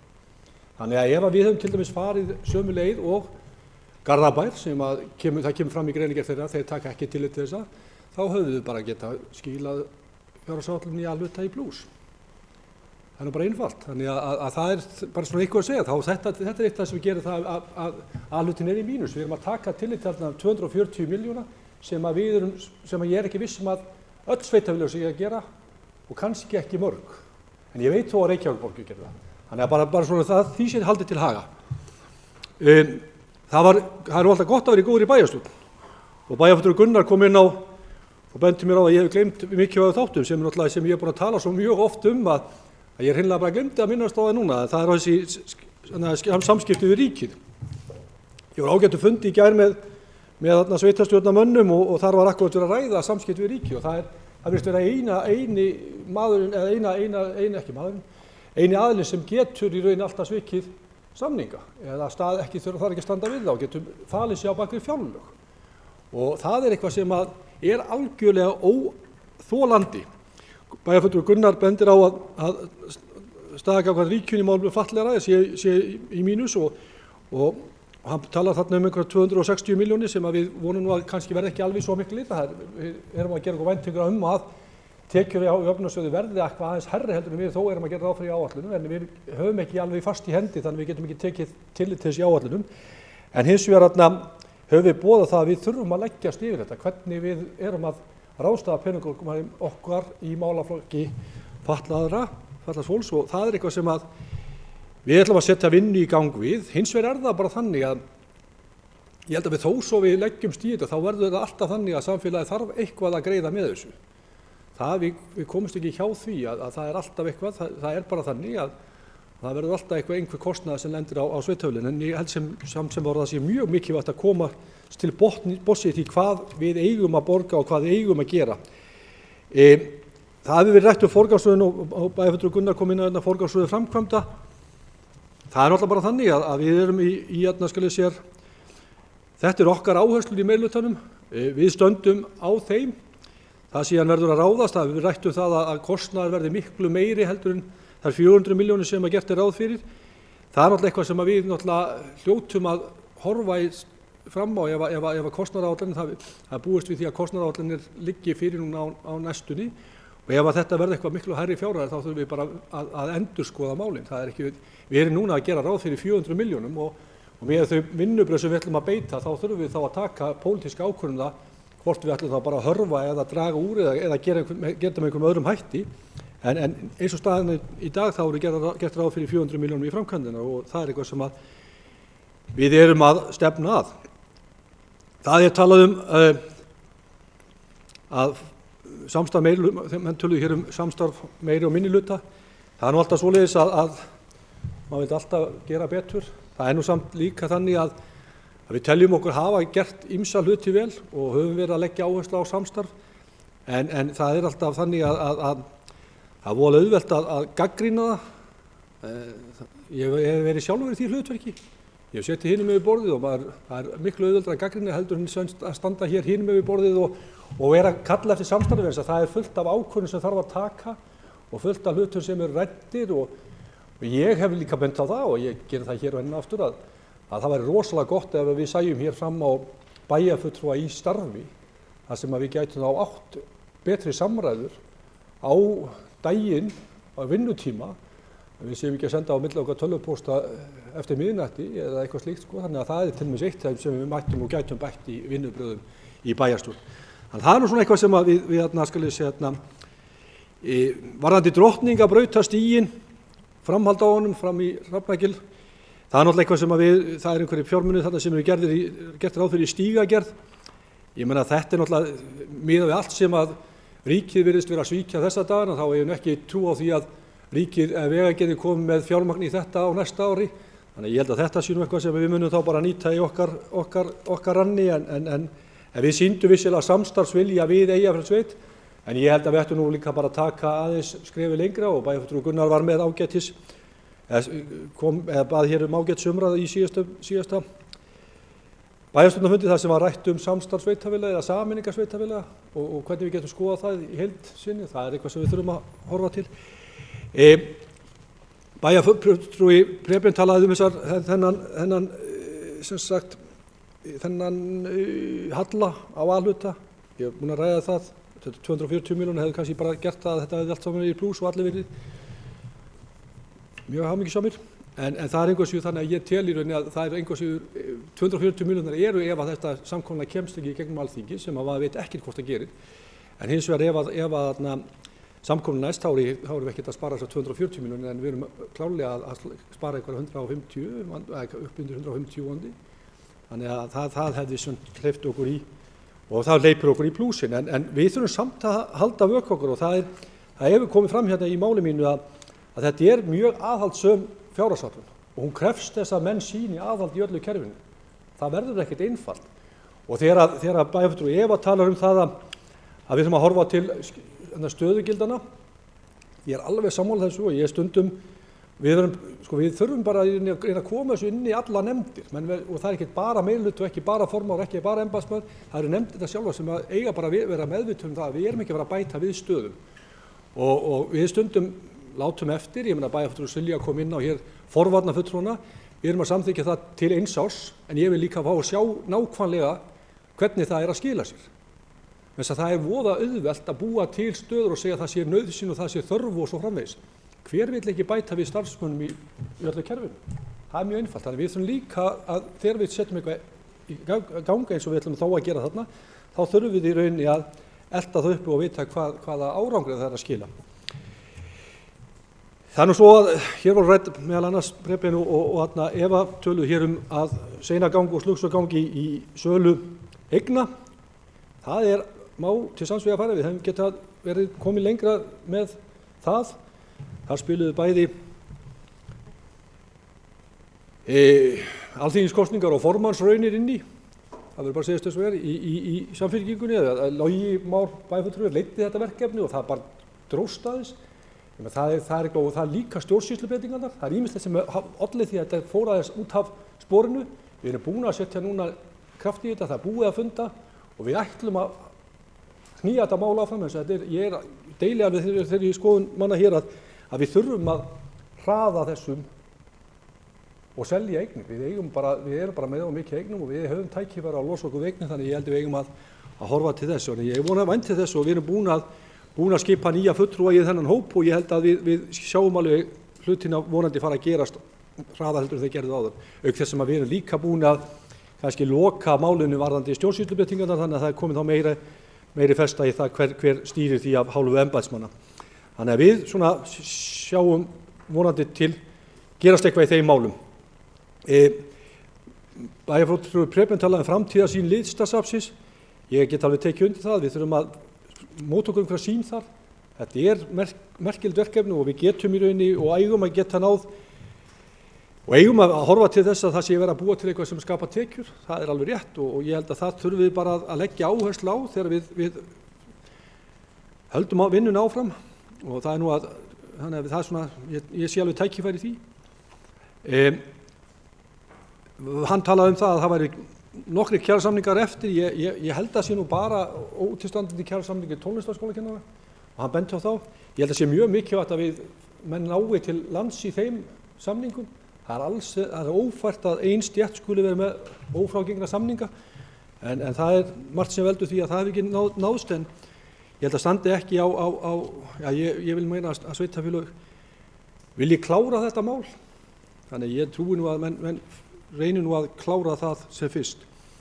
Bæjarfulltrúi Njáll Trausti talaði innri leigu. Það er náttúrulega kemur fram og bæjarfulltrúi Eva leiðrétti það að það náttúrulega kemur ekki fram í rekstrarreikningunum þegar það er búið að netta það út í rekstrarreikningum bæði A og B-hluta. En hins vegar er það væri og ég er búin að tala það fjármálastjóra bæjarins að við þurfum að koma þessu inn í þarna málaflokka yfirlitin. Þannig að það komi bara sérstakur liður sem innrilega þannig að við séum þá eitt skipti öll búin að það sjáist þar. Þannig að ég get alveg tekið undir það. En ég bendi hins vegar bæjarfulltrúum á það að undir gáttinni fyrir næsta bæjarráðsfund er komið mjög gott blað sem hefur unnið varðandi innrilegu fyrstu 10 mánuðina.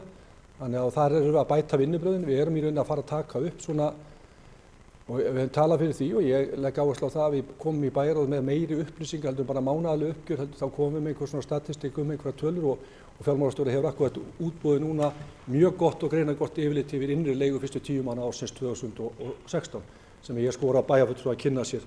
Það sem að sjá menn hvernig þetta er að gera sig. Bæjarfulltrúi Njáll talaði mikla framkvæmdir og þetta er sögulega mikla framkvæmdir, það er alveg rétt. Það er líka ýmislegt sem að hefur verið svona kannski setið á hakanum, sérstaklega það hjá eða kannski menn hafa safnað upp hjá til að mynda dótturfyrirtækjum, B-hlutafyrirtækjum og Norðurorka er að fara í mjög mikla framkvæmdir og ef maður rétt þá er bæjarfulltrúi Njáll í stjórn þar og hann þekkir þær framkvæmdir mjög vel. Það hefur verið dregist og nú er bara allt komið þörf á þessu. Það er ekkert, ég ræddi það þegar forstjóri Norðurorku kom hér í bæjarráð að það var ekki takt í rauninni að hnika, það er bara orðið svona þörf á ákveðnum hlutum, það var erfitt að eiga við það kannski þá, menn kannski geta hugsanlega stoppað glerárvirkjun eða að dreigja hana eitthvað langinn en það er akkurat það líka sem við erum að tala við erum að auka við raforkuframleiðslu á svæðinu, þannig þetta er svona, þannig ég held að þetta sé dálítið erfitt að eiga við það. Bæjarfulltrúi Sóley talaði hér flokkun á bókhaldi. Það er vissulega, ég er alveg sammála að stundum finnst mann þetta svolítið sérstakt en það er nú engu að síður að það er til reglur og lögum þessa flokkun okkar og hún er svolítið stíf þannig að ég held að við eigum svolítið erfitt með að hnika þessu en þetta er svona, ég er alveg sammála því að við þurftum að það væri hægt að það væri stundum hægt að skoða þetta með öðrum hætti en það er reglurnar setja okkur svolítið skilyrði. Hún talaði að ég var að tala að prósentuhlutfall launakostnaðar væri hátt ef maður skoða prósentuhlutfall af fjármagnskostnaðar þá er þetta á bilinu einhvers staðar þetta rokkar nú svolítið, þetta er einhvers staðar 45% myndi ég segja meðaltali, sem sagt fjármagnskostnaðurinn. Hvort að það er mikið að lítið, það skal ósvalláti, það er ég að tala með A og B hluta heildina, en ég held að þetta sé eitthvað sem að er svo sem ekki að íþyngja okkur, sveitarfélög er ekkert ofskuldsett, en hins vegar er þetta líka, væri óslega gott ef við getum borgað niður skuldir og borgað minni fjármagnskostnað, það er alveg rétt. En hins vegar er það, ég held því fram samt sem ára það er pínu ágefni hvernig launakostnaðan hefur hækkað hjá sveitarfélögunum í prósentu. Og það er eitthvað sem við þurfum í rauninu, og það er kannski meira að er í bókunni hérna með þarna fjárhagsáætluninni eins og alltaf, þá eiga menn að gæta þess þegar í rauninni að nýta starfsmannaveltu ef hægt er til þess að draga úr stöðugildum. Og nú erum við komið með upplýsingar það. Þannig að við erum búin að bæta það, við erum komið tæki og tól til að fylgjast betur með, og það er bara hlutverk gott bæjarfulltrúa, ekki bara á þessu kjörtímabili heldur bara næstu kjörtímabilum að fylgjast með því að þetta er eitt af stóru málunum sem við getum náð einhverjum breytingum á. Það er bara þannig. Ég held nú að ég sé búin að fara yfir það sem er búið að koma þetta fram í umræðinni. Ég bara þakka góða umræðum. Ég finnst þarna líka ánægilegt að menn svona kannski byrjuðu allir hér á skal ég segja jákvæða nótum. Ég var nú eiginlega bara fann að hafa áhyggjur af Gunnari, hann var svo jákvæður til að byrja með. En hann svona klikti nú út með bókun sem að kannski svona aðeins dreigur úr þessum ánægja tóni, en engu að síður er það að þó ef maður er Pollyanna svolítið, þá horfir á þessar bókunas og það sem maður ræddi þá myndi ég segja bara plúsarnir hefði jafnvel verið fleiri heldur en mínusarnir. Þannig að ég er bara ánægður með það. Takk fyrir. Bæjarfulltrúi Guðmundur Baldvin Guðmundsson hefur lokið máli sínu. Næst tekur til máls Sigríður Huld Jónsdóttir, bæjarfulltrúi.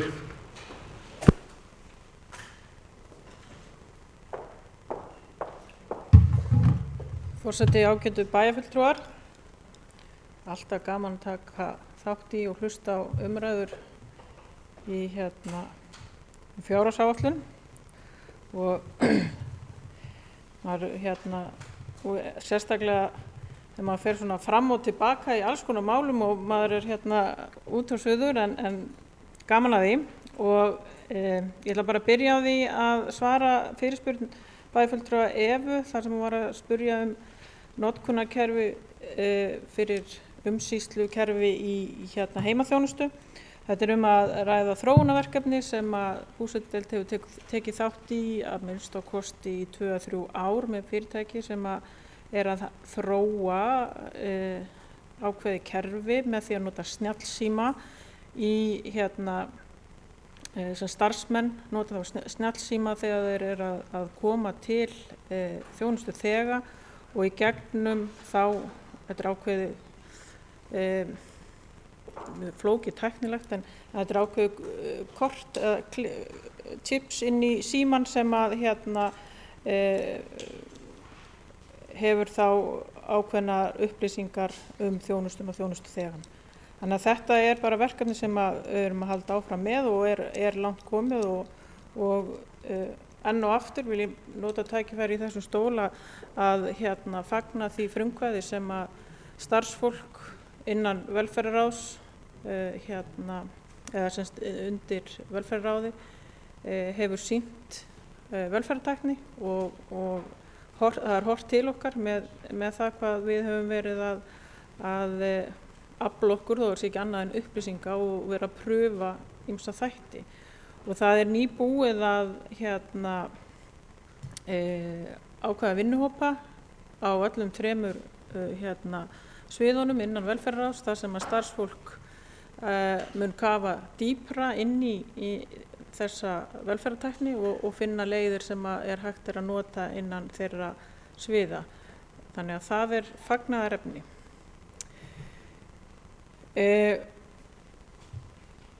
Og vona þetta var eitthvað svara fyrir spurninguna Evu. Bæjarfulltrúi Njálltrausti talaði mikið ferðamennsku og ferðamannastraum og framkvæmdir til dæmis í kringum Dettifossveg og flughlað og við skulum nú bara vona það að þetta gangi nú allt saman eftir þótt við höfum öll áhyggjur eins og bæjarfulltrúi Guðmundur kom inn á hérna áðan að það fjármögnunin. Hún virðist ekki alveg vera á hreinu en við bara krossum fingur því að auðvitað skipta þessi staður okkur miklu máli upp á þá ferðamannaþjónustu og þann fjölda sem að kemur hingað til Akureyrar því að þó svo að við teljum Akureyri vera stað þar sem að mikil tækifæri eru fyrir ferðamenn að taka þátt í alls konar upplifun og vera hérna að þá eru stóru staðirnir hérna í kringum okkur, ekki hér á Akureyri, þeir eru sérstaklega hérna fyrir austan okkur en eins líka seinni ár á Tröllaskaga. Þannig að hérna sjálfsögðu styður þetta allt saman við það sem við erum að gera hér en við megum heldur ekki gleyma því að horfa inn á við í þá ferðamannaþjónustu sem við viljum hafa fyrir þá gesti sem koma hérna í okkar sveitafélag. Og ég tengi það þeirri umræðu sem hefur verið hér áður í dag meðal annars Listasafnið í miðbænum og ég hef séð hugmyndir hérna ýmissa aðila hérna gamlar hugmyndir, það kom einn maður hérna og sýndi mér eldgamlar hugmyndir það hvernig hann sá fyrir sér Listagilið sem hringiðu miðbæjarins og ég held að okkur hefur tekist að miklu leyti að koma ákveðni hringiðu inn í Listagilið í gegnum tíðina en við þurfum að laga Listasafnið eins og ég held að allir hafa nú komið sagt það að þeir séu alveg meðmælti því að laga þetta en ég veit ekki hvort að við getum endilega verið að bíða mikið lengur og það hvaða áhrif hefur það á ferðamannastraum til Akureyrar að hér sé öflugt þekkt listasafn sem þó kannski hægt að tengja ákveðnum sýningum. Ég meina það hefur vakið heimsathygli að í bæjarfélagi ekki langt frá okkur hérna á Húsavík að þar að verða til safn og miklar hugmyndir tunglferðir og ég alveg viss það að þegar var að fara á stað með þá hugmynd að þá örugglega margir bara hlegið hvernig þetta í huga að fara með eitthvað safn á Húsafjörðum tunglferðir. Þetta vekur athygli og þetta mun ef áætlanir ganga eftir mun verða aðdráttarafl og sú hugmynd sem að mér finnst rosalega góð og ég get ekki munað hver kom með þessa hugmynd en hún var nefnd við mig að hvernig væri það ef við hefðum norðurljósasafn í Ketilhúsinu. Við værum þá komið með ákveðið aðdráttarafl sem þá norðurljósasafn í Ketilhúsi. Ketilhúsið hefur alla burði til þess að búa til himingeima og nýta húsið í þeim tilgangi og tengja síðan við listasafnið. Og þegar við erum komið með mjög góða aðstöðu eins og gert ráð fyrir í listasafninu núna, þá komið tækifæri til þess að fá í bæinn list sem við getum ekki tekið á móti í dag, sem að mun hafa aðdráttarafl meðal annars hjá þeim fjölda ferðamanna sem að koma hér í skemmtiferðaskipunum. Og þá náttúrulega frábært að geta farið á Norðurljósasafnið og skoða kannski málverk eftir fræga erlenda listamenn sem að sjaldan eru sýnd og þú hefur kannski ekki tækifæri til að skoða í þínu heimalandi og fá sér svo líka kaffi eða mat þarna í Listagilinu. Þannig að ég held að við verðum að horfa svolítið mikið til þess að þessar hugmyndir það sem við ætlum að gera í Listagilinu hefur margfeldis áhrif. Eins líka með sundlaugina sem nú búin að vera allt of oft hér til umræðu. Því miður þá hef ég heyrt það að gestir bæjarins, þá aðalega Íslendingar sem að koma hérna og hafa talað það hversu mikið sundlaugin Akureyrar hefur hrakað. Þetta var mjög vinsæl stoppustöð ferðamanna hérna í bænum og það enn, ég ætlum ekki að gera lítið úr því, en fólk talar að þetta ekki sama aðdrátt að aflóða var og ég ætla að vona það að þessar breytingar sem að standa nú yfir munu aftur lyfta sundlaugin á Akureyri. Því að bæði sundlaugin og Listagilið, þetta er okkar tækifæri til þess að gera Akureyri skemmtilegri og að gestirnir okkar upplifi skemmtilega Akureyri. Nú eins það lykil þáttur í eflingu þjónustu við ferðamenn hérna á svæðinu að hér sé öflug samgöngumiðstöð og ég harma þá umræðu sem að kemur hérna fram það að eins og þetta sé mál sem að skipti ekki kannski miklu máli en fyrir mér skiptir þetta máli og fyrir okkur í meirihlutanum, við settum það inn í okkar meirihlutasamning að hér yrði komið á nýrri samgöngumiðstöð og ég veit ekki til þess að það sé nokkur teikn á loft það að það sé verið að fara að strika hana út. Við höfum seinkað henni, við höfum gjarnan viljað að hún væri komin af stað en við höfum seinkað henni og sett önnur verkefni þá kannski í meiri forgang en þetta verkefni sem við verðum að fara að horfa til því að eftir hverju erum við að bíða. Eins og aðstæðan í dag fyrir almenningssamgöngur þá þetta varla boðlegt, hvorki fyrir okkur íbúana eða gestina. Ég átti sjálf leið niður að Hofi í gær þegar að strætó til Reykjavíkur var að leggja á stað og það þarf ekkert marga bíla þarna inn á planinu á milli þar sem strætó stoppar og Hofs að það voru bara umferðar öngþveiti þarna því að 2 bílar stoppuðu ekki, það er náttúrulega það sem það átti ekki að vera en þetta ekki boðlegt fyrir hvorki okkur né gesti okkar og betur fer var nú gerðar smávægilegar breytingar eins og hægt var þarna við Hof til þess að koma í veg fyrir slysahættu en slysahættuna þarna allt of mikil og við verðum að fara að klára það að koma samgöngumiðstöð á koppinn. Nú það örugglega má síðan segja við mig hvernig ætlar þú að forgangsraða og ég meina forgangsröðun alltaf það sem skilur okkur ofta tíðum að í pólitík, það er hvernig við viljum forgangsraða og stundum alveg hægt að afbaka þá forgangsröðun sem hver og einn leggur fram en ég held að hér liggi fyrir áætlun þar sem nefndir og bæjarfulltrúar hafa lagt mikla vinnu í að gera sem besta fyrir íbúa bæjarins. Nú málefni og rekstur sviða innan velferðarráðs hafa oft verið nefnd í umræðinu hér á undan og svo sem ekki mikið við það bæta það sem að komið fram. Við erum að verða eins og rispuð plata hérna með það hvernig ríkið á að standa við sínar skuldbendingar gagnvart okkur sem tökum að okkur verkefni fyrir ríkið.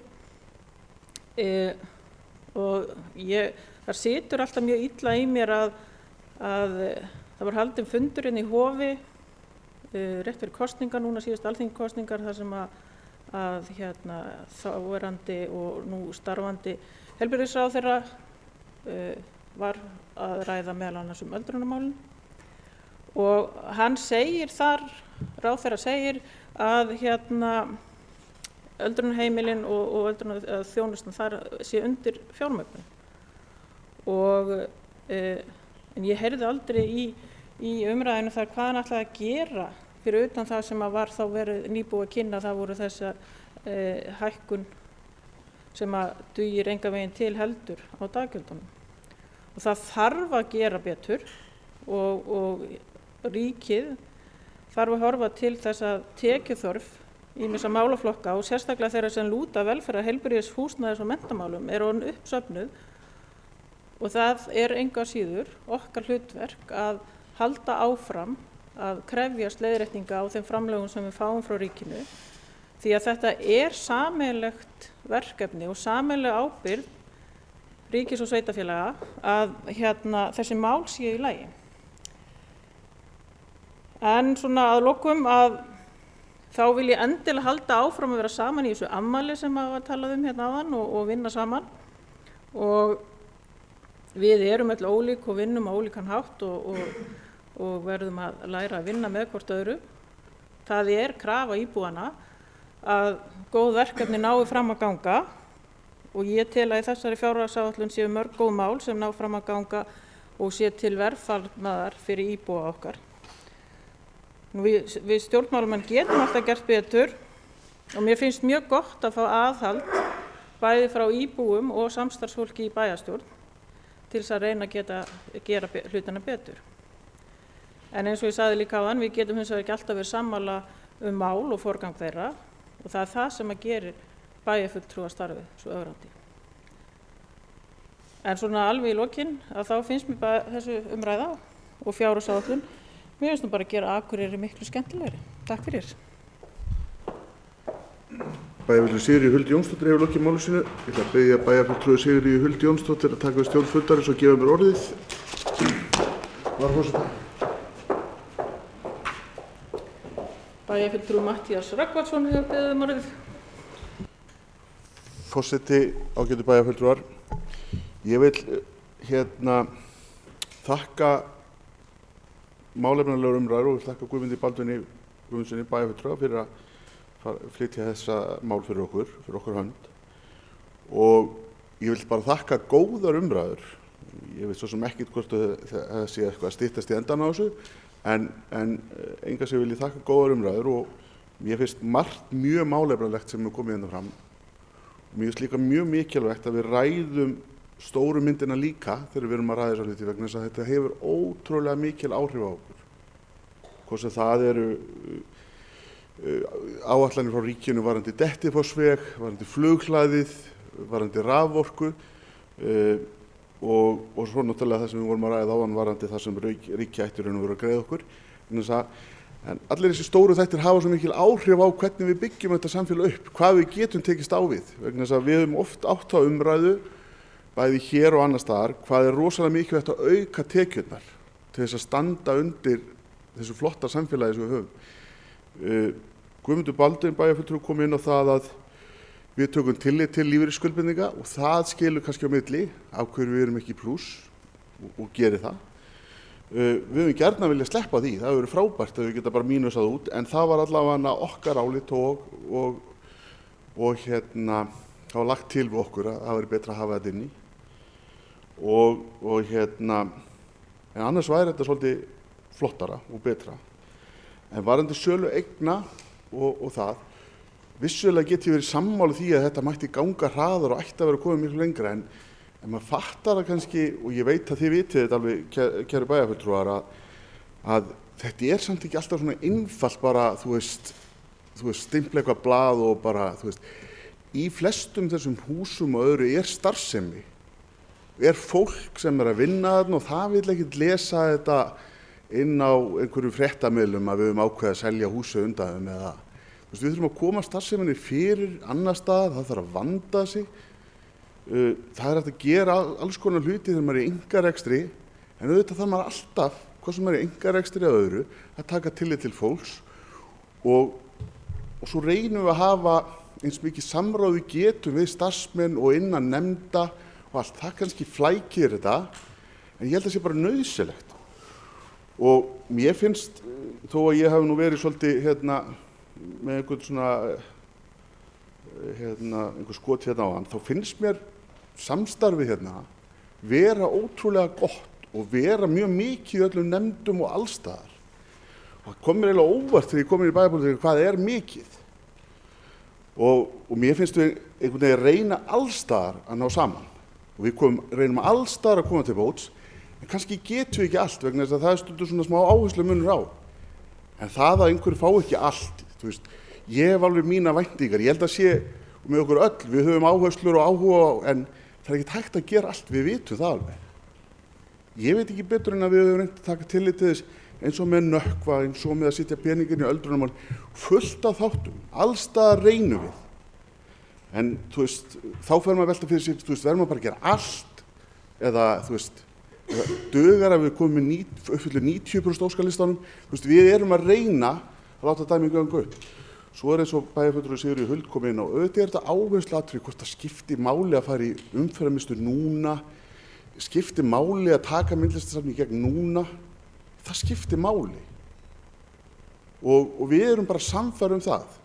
Það getur vel verið einhver komið hérna upp og segir, hvað er rekstraráætlunin, hvað ætlið að græða mikið og hvað eru þið að hagræða og svoleiðis.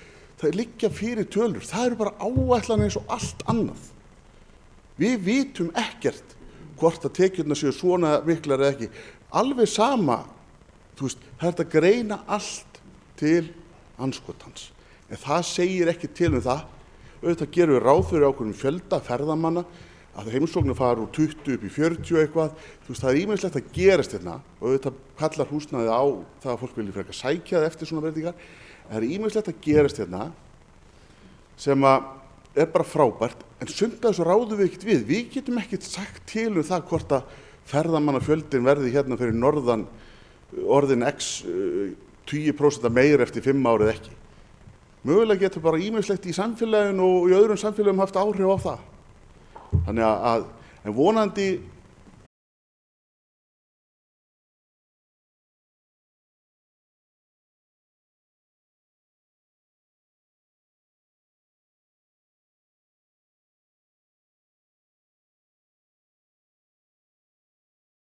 og ef að einstaka bæjarfulltrúum finnst pólitísk umræða leiðinleg, þá skil ég ekki af hverju þeir eru ekki í pólitík, af hverju þeir eru í pólitík yfir höfuð. En það er nú annað mál. Málið er nefnilega það að ef við hreyfum aldrei við hlutunum, við erum bara glöð og ánægð með það sem við höfum, hvernig sem gengur árar, þá náttúrulega gerist ekki neitt. Hreyfi aflið í öllu er að við tökum gagnrýna umræðu það sem við stöndum frammi fyrir. Það er ekki hægt að fara fram veginn öðruvísi. Ef við erum ekki sammála, og þá erum við ekki sammála, þá þurfum við að reyna að sætta sjónarmið. Eitt af því sem við höfum verið að ræða hérna, og skiptir mjög miklu máli, það snýst ekkert frekjuða yfirgang. Það snýst að setjast niður ræða á jafnréttisgrundvöll. Við erum alltaf að tala jafnrétti í samfélaginu. Jafnréttisgrundvöllur er ekki sá að koma fram einhverja tillögur og segja að þetta eru tillögurnar, við breytum þessu ekki. Já, en býtum nú við ef. Nei, þessu breytum við ekki. Þetta er búið að segja hérna uppi núna og sjálfsögðu er þetta ekki samræða sem leiðir til einhverja sameiginlegra niðurstöðu. Það er það sem við erum að benda á með þessu. Og mér hefðist bæjarfulltrúi Eva Hrund kom bara ágætlega inn á þetta á það væri gaman að gera svona tilraun. Bara mjög gaman. Það er engin að tala það að fara ekki og gera ekki eitthvað í listasafnum. Málið snýst það hvert er verið að fara með listasafn. Og ég hafði mjög gaman að því þegar bæjarfulltrúi Sigríður Huld var að telja hérna upp verkefni sem að væru svona nánast absúrd en væru samt að verða til. Já, þau eru að vera til. En ég veit ekki til þess að það sé Norðurþing sem er að byggja þetta safn upp þar. Það er einkaframkvæmd. Hvalasafnið í Reykjavík, það er einkaframkvæmd. Af hverju gefum við ekki bara einkaaðilum tækifæri til að setja hérna upp norðurljósasafn í Ketilhúsinu? Og það er aldrei merkilegt núna að nú er farið að ræða Ketilhúsið sem á að vera hluti af listasafninu sem norðurljósasafn. Upplifunarsafn, er það orðið hluti af listasafninu? Bara, nei, ekki mínum huga. Það er enginn að tala niður listi eða tala það að við ætlum ekki að ýta undir eða fjölga ferðamennu hérna með því að búa til aðdráttarafl. Við erum alltaf að því. En það sem við þurfum að hafa í huga í öllu þessu, og mér er alveg saman hvort við erum að tala listir, menntun, annars konar menningu, svo tónlist og annað, við verðum bara að hafa það í huga að við hefum lagt gríðarlega áherslu á það í gegnum árin að byggja mannvirki, að fjárfesta í steypu. Steypan kostar. Ef við byggjum fyrir 500 milljónir, þá erum við að festa 50 milljónir á ári áratugaskeið í rekstur. Af hverju notum við ekki þessar 50 milljónir á ári í innra starfið?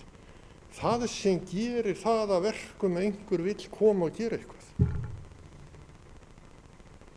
Ef að þetta er stefnan okkar, þá erum við ekki að fara að búa til raunverulega innviði sem byggja upp tækifæri fyrir aðila til þess að draga hérna ferðamenn. Það er bara ekki þannig. Þetta vitum við öll. Við vitum þetta öll. Það er hins vegar verið pínu tendens hjá pólitíkusum að byggja sér einhvers konar minnisvarða. Jú, ég var nú í bæjarstjórn þegar að þetta reis eða hitt reis. Þetta er maður oft heyrt. Maður heyri sjaldan eða aldrei talað það. Jú, ég var í bæjarstjórn þegar að þessu hann komið í framkvæmd hérna í innra starfi þessara stofnunar. Það er bara sjaldan. Ég held að ættum að fara að taka þessa umræði dálítið lengra niður á þennan flöt og sem betur fer þá erum við kannski að fá smá möguleika til þess með tilkomu starfsáætlanina þar sem verið að tiltaka og forgangsráða verkefnum sem að koma örugglega til með að skila betri árangri og líðan og gleði í samfélaginu. Ég bara nefni sem eitt verkefni hérna sem ég sá hjá fjölskyldudeild sem er hérna samstarfsverkefni með Heilbrigðisstofnun Norðurlands og sjúkrahúsinu að mig minnir greiningu gegn þunglyndi, barna og unglinga. Bara mjög mikilvægt verkefni, gríðarlega mikilvægt, forvarna verkefni. Svo tek ég undir þessa orð Guðmundar Baldvins hérna áðan að þessi forvarna fulltrúar sem er verið að samþykkja inn í áætlun núna, og ég bara fagna því að menn horfa til þess að sjá hverju þessi stöðugildi og starfsemin á að skila. Það er ekki nóg bara að segja, hér er vandamál, fjölgun fólki. Það er ekki nóg. Það þarf að vera miklu meira á bakvið þetta. Og það er eitthvað sem við þurfum aðeins að fara að taka umræðu hér inni. Það er hluti af pólitík að taka þá umræðu. Svo hef ég alltaf mjög gaman að þessari umræðu bæjarfulltrúa Sóleyjar Björkar með heildarlaun. Með samanburð á heildarlaun. Ef við erum að tala það að, heildarlaun þau auki lífsgæði á einhvern hátt. En ef við ætlum að fara að byggja því að fólk þurfa að vinna meira til að hafa meira, þá hefur það minni tíma til að njóta lífsins. Nema að njóti lífsins í vinnunni. Og það er alveg ofsalega lítið vandamál í sjálfu sér að hækka heildarlaun hjá bæjarfélagi eins og Akureyrarbæ. Það er ógeðslega lítið vandamál. Þú fækkar bara fólki og býður þeim sem eftir eru aukna yfirvinnu. Það er bara sáralítið vandamál. Málið snýst ekkert þetta. Málið hlýtur að snúast dagvinnulaunin, þegar að segja kjarnan, síðan er hitt eitthvað sem er tilfallandi. Og við skulum ekki rugla þessu saman. En eins og ég sagði áðan, og ég var ánægður með það að bæjarfulltrúi Guðmundur Baldvins skyldi nú líta á bókunum okkur sjálfstæðismanna sem jákvæða því. Hún er náttúrulega jákvæð í eðli sínu. Og það býr í henni gríðarleg gleði og ánægja. En í henni er líka svona ákveðin ábending ákveðna hluti sem við erum ekki að ná saman Og það er ákveðnar ástæður fyrir því að við erum ekki að ná saman þetta. Og við erum ekki á móti bara til að vera á móti að því að við erum í einhverjum öðrum flokki, við erum á móti vegna sem við erum ekki sammála. Ég held að hljóta hafa komið hérna fram. Það bara hlýtur að vera. Og ef við hefðum hins vegar kannski sest niður á annan hátt og rætt málinu á annan hátt, þá kannski hefði það endað með öðrum hætti. Og aðeins varðandi samgöngumiðstöðina, ég held við sem öll sammála það að þessi aðstaða sem er núna niður í Hof, hún er óviðunandi. En á meðan að það er hangið á því að staðsetja þessa samgöngumiðstöð hér, þar sem hún kemst ekki fyrir og verður bara fyrir, þá bara sitjum við fast í þessari súpu, en meiri hlutin bara ákveði það og þröngum því bara gegn að hún verði reist. Þá er það bara þannig og við verðum það bara að taka því. Enn og aftur, við erum hérna til að vinna saman að því að gera góðan bæ betri, en þá skulum við líka gera það á sanngjarnan hátt. Við skulum gera það þannig að við ræðum þá raunverulega saman Og við skulum vera viðbúin því að við séum ekki sammála, en við skulum líka þá vera tilbúin til þess að hlusta á gagnrýni á þess að taka hana til sín. Það er algjör óþarfi. Það er bara algjör óþarfi. Takk. Bæjarfulltrúi Gunnar Gíslason hefur lokið máli sínu. Næst tekur til máls Preben Hjó Pétursson, bæjarfulltrúi.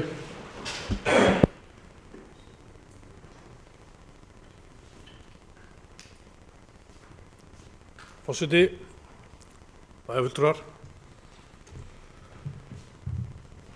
Mér langar bara að koma aftur inn á þessi mál mitt sem við talaðum áðan, að sýna A-hlutann réttum yfir núllið, og bæjarfulltrúi Guðmundur kom réttilega inn á það. Við erum með lífeyrisskuldbindingarnar þar inni og auðveldlega getur tekið þær út og gert það bara eins og hinir einhverjir. Ég er náttúrulega algjörlega ósammála því, þetta gerum við ekki eins og hinir sem er að gera hlutina rangt. Ég held að þetta sé rétt. Það sé rétt að gera ráð fyrir því að við séum með útgjöld sem við vitum að við komum líklega til að greiða. Þá bregðumst við því. Það sem ég er aftur á móti að kalla eftir, hvar setjum við okkur markmið? Er það markmið okkar að reka A-hlutann á núlli? Að skila honum réttum yfir strikið? Er það markmið að skila honum í 111 milljónum? Akkur ekki bara 115? Eða 110? Eða 150 og höfum þá íþróttahúsið opið upp í Giljaskóla? Nei, upp í Naustaskóla? Eða lögum einhver aðeins með það? Af hverju erum við með þessa tölu? Eina talan sem ég veit að við reynum að hafa þessi markmið, það er að skila þessu réttu með við strikkið. Og auðvitað sjálfsögum að hafa þessar skuldbindingar inni þar sem það er rétt að við horfum fram á þessar skuldbindingar. Ef það svo kemur í ljós að við, og svo tala við lærri, þá er það bara gott. Við erum líka alltaf að skjóta á það hvað fjármálsgjöldin verða. Kannski skiptir þetta engu máli því að við höfum ekki hugmyndu hvort þau eru milljarður eða 100 milljónir. Það er allavega mín sýn að við höfum alltaf reynd að skila þessum á núllinu. Og það eigum við að gera á kjörtímabilinu en ekki á næsta kjörtímabili. Ég er alveg sammála samstarfi meirihluta og minnihluta og þetta er náttúrulega pólitíkur. Mér finnst ekkert að því að þið ráðið því sem þið er ráða. Bara, sjálfsögðu. Maður reynir að koma með sín sjónarmiðin. Þannig virkar þetta. Og bestu náttúrulega við getum öll verið sammála það hvað er verið hvað.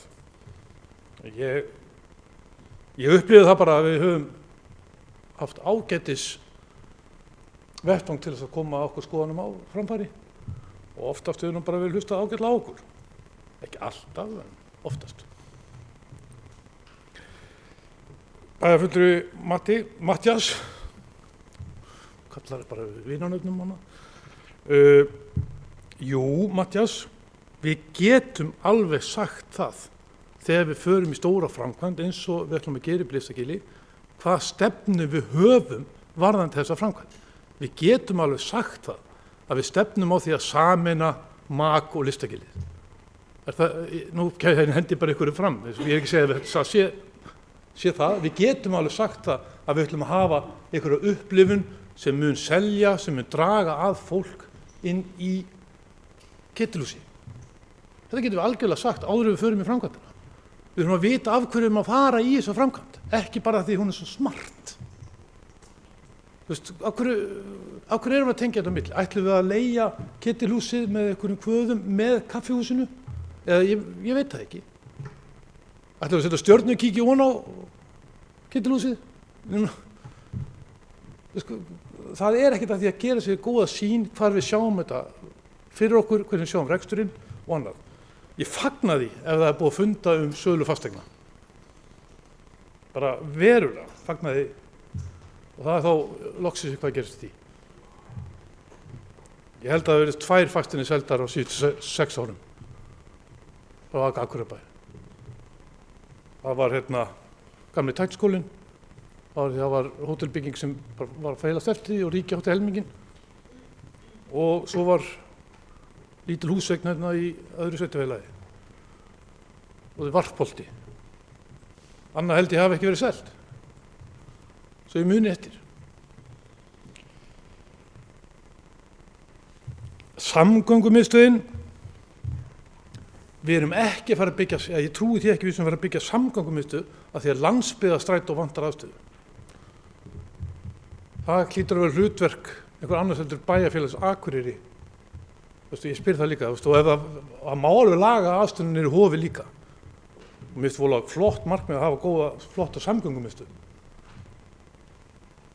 Og hún má bíða, það er kannski líka gott að fá hana strax, en við eigum bara ekki pening í augnablikinu, ég get ekki séð það. Ég var nú svona, gat ekki hann að brosa þegar bæjarfulltrúi Sóli kom að það hugmynd að breyta neðstöðinni hérna bara í tímabundið í samgöngumiðstöð. Vilt hugmynd, en það er svolítið gaman að huglega hana. Hvað þá? En annars takk. Bæjarfulltrúi Brynjar Jón Pétursson hefur lokið máli sínu. Næst tekur til máls fyrir bæjarfulltrúi Ingibjörg Ólöf Ísaksen.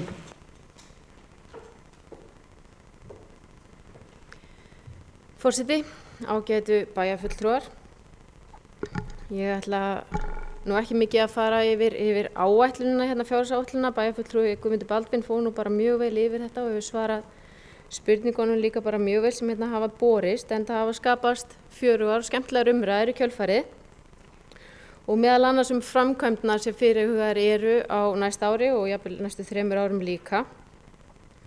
Bæjarfulltrúi Sóley Björk kom inn á það að það skipti máli hvernig hluti væri flokkaðir og hvernig forgangsröðunin væri og ég get alveg tekið undir það. Hún tók meðal annars sem dæmi Sundlaug Akureyrar og snjótróðari að það fær undir æskulýðs- og íþróttamál og spurði jafnvel hvort það væri ekki hægt að tengja við ferðaþjónustuna. Því við hugsum mikið ferðaþjónustuna og skipti miklu máli að skapa samlegar áhrif hérna í bæjarkerfinu hjá okkur fyrir ferðaþjónustuna. En við höfum heldur ekki gleyma því að það hefur oft verið rætt mikla aukningu í íþróttamálum. Það sem verið að fara í framkvæmdir í íþróttamálunum og þau hafi blásið svolítið út þau mál. Og þá kemur einmitt líka að því hvernig hlutinir eru flokkar. Við megum ekki gleyma því að íþróttamannvirkin eru líka hugsuð sem skólamannvirki. Helmingstímans, opnatímans eru þau skólamannvirki.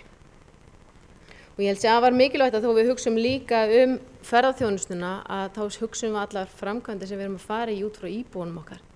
Og svo geti gestirnir bara fengið að njóta með okkur.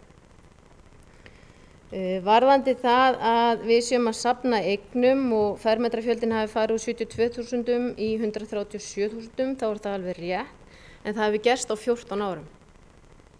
Það er ekki gerst á 2-3 árum, það hefur gerst á löngum tíma og meðal annars vegna þess að við erum jafnvel að kaupa jarðir sem fylgja fasteignir og við erum meðal annars að skoða það í þessum vinnuhóp sem er búin að funda einu sinni hvaða eignir við getum selt og það er komna fram tillögur sem verið að vinna frekar og við ætlum að reyna að funda þétt núna á næstunni til þess að geta komið fram ykkur tillögur til nefnda sem taka síðan afstöðu til þessara tillagna og skila aftur til hópsins.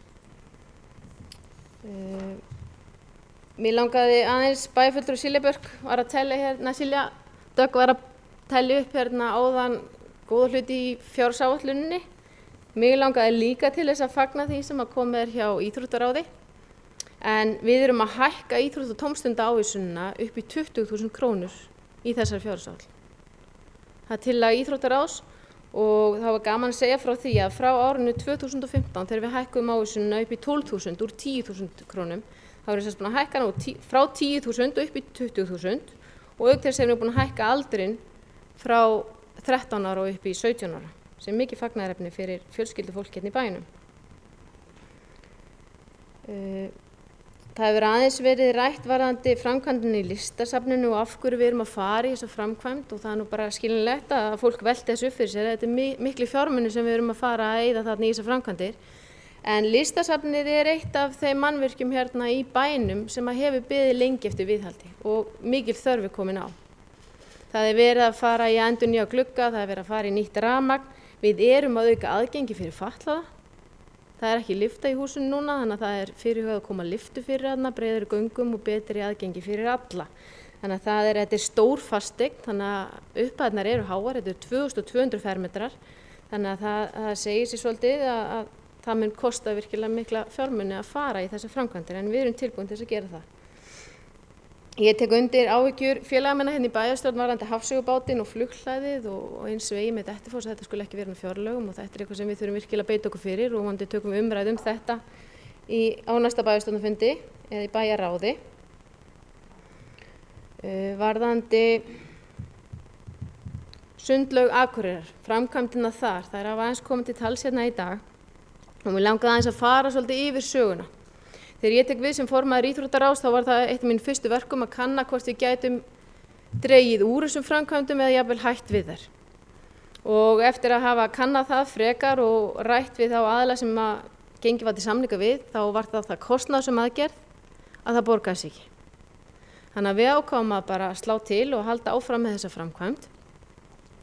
Og hún hefur undið svolítið upp á sig því eins og með listasafni þá sundlaugin þannig að hana hefur skort viðhald í ansi mörg ár og eins og bæjarfulltrúi Sóley Björk minni mig kom hérna inn á áðan þá var þetta virkilega mikið aðdráttarafl. Og þrátt fyrir það að það hafi skort viðhald á síðustu árum þá þetta mest sótta mannvirki bæjarins með 360.000 heimsóknir á ári. Og við viljum vissulega að þetta aukist enn frekar með þessum framkvæmdum. En þetta ekki bara nýframkvæmdir, þetta ekki bara rennibrautirnar sem við erum að fara í, þessar 2 stóru rennibrautir og síðan barnarennibrautirnar, heldur erum að bæta við aðstöðuna þarna. Við erum að auka aðgengi fyrir alla, við erum að hugsa mikið út á aðgengi fyrir fatlaða, við erum að bæta við heitum potti, við erum að stækka lendingalaugina og þetta mikið viðhald líka. Það verið að laga yfirborðsefnið á bökkunum sem var komið á tíma. Það hafa líka komið 2 ófyrirséð verkefni upp núna á árinu þar sem við þurftum að fara í barnalaugina og laga yfirborðsefni þar og það kostaði, það kom líka upp verkefni varðandi nýja karið eins og við köllum það, að við þurftum að skipta dúk þar þannig að þetta safnast stundum saman. En ég held að það var mikilvægt að við áttum okkur að því að þetta líka viðhald, þetta ekki bara nýframkvæmd hjá okkur. Það kom upp áhyggjur hérna áðan varðandi Naustaskóla að það sé bara einungis áfallar 60 milljónir í framkvæmdir við Naustaskóla. Ég deila alveg þessum áhyggjum, það stökk að fara úr hönnun sem var gert ráð fyrir 100 milljónum í 60 milljónir en við erum að vinna þessari hönnun núna og við verðum bara að sjá hverju það skilar okkur og fara í útboð og það nú bara þannig sem að reglan hefur verið hjá okkur að við gerum kostnaðaráætlanir og þær hafa staðist bara nokkuð vel í framkvæmdunum hjá okkur núna árinu 2016. Og ég veit að sjálfstæðismenn lýstu því yfir hérna í fyrra þeir höfðu miklar áhyggjur til dæmis að skautasvellinu, endurnýjun plötunar í skautasvellinu en þær framkvæmdir stóðust nokkurn veginn bara og því ber að fagna og ég bara geri ráð fyrir því að það eins verði með Naustaskóla. En þegar við erum að gera áætlanir inn í svona framkvæmda áætlanir þá setjum við inn tölur og það farið í að fara í útboð og þegar tilboðin koma þá verðum við að taka tillit til þess ef að tilboðin mun hærri heldur en kostnaðaráætlun gerir ráð fyrir þá annarkvort sé ég það í stöðunni að framkvæmdin seinkað eða hætt við hana eða við finnum aðra framkvæmdir á árinu sem við erum tilbúin til þess að seinka og mæta á móti eða hreinlega taka þá afstöðu hvort við séum tilbúin til þess að bæta í framkvæmdina. En þetta eitthvað sem við verðum bara að taka afstöðu til þegar kostnaðargreining liggur fyrir og tilboð hafa borist í framkvæmdina. En það allavega ekki mikið meira hérna. Ég get nú ekki bara annað en fagnað samstarfinu sem ég hef átt við minnihlutann. Það bara verið mjög gott. En öll gagnrýni rýnd í gagns og ég held að við ættum bara öll að taka þetta til okkar og reyna að bæta okkur enn frekar því það alltaf hægt. Takk.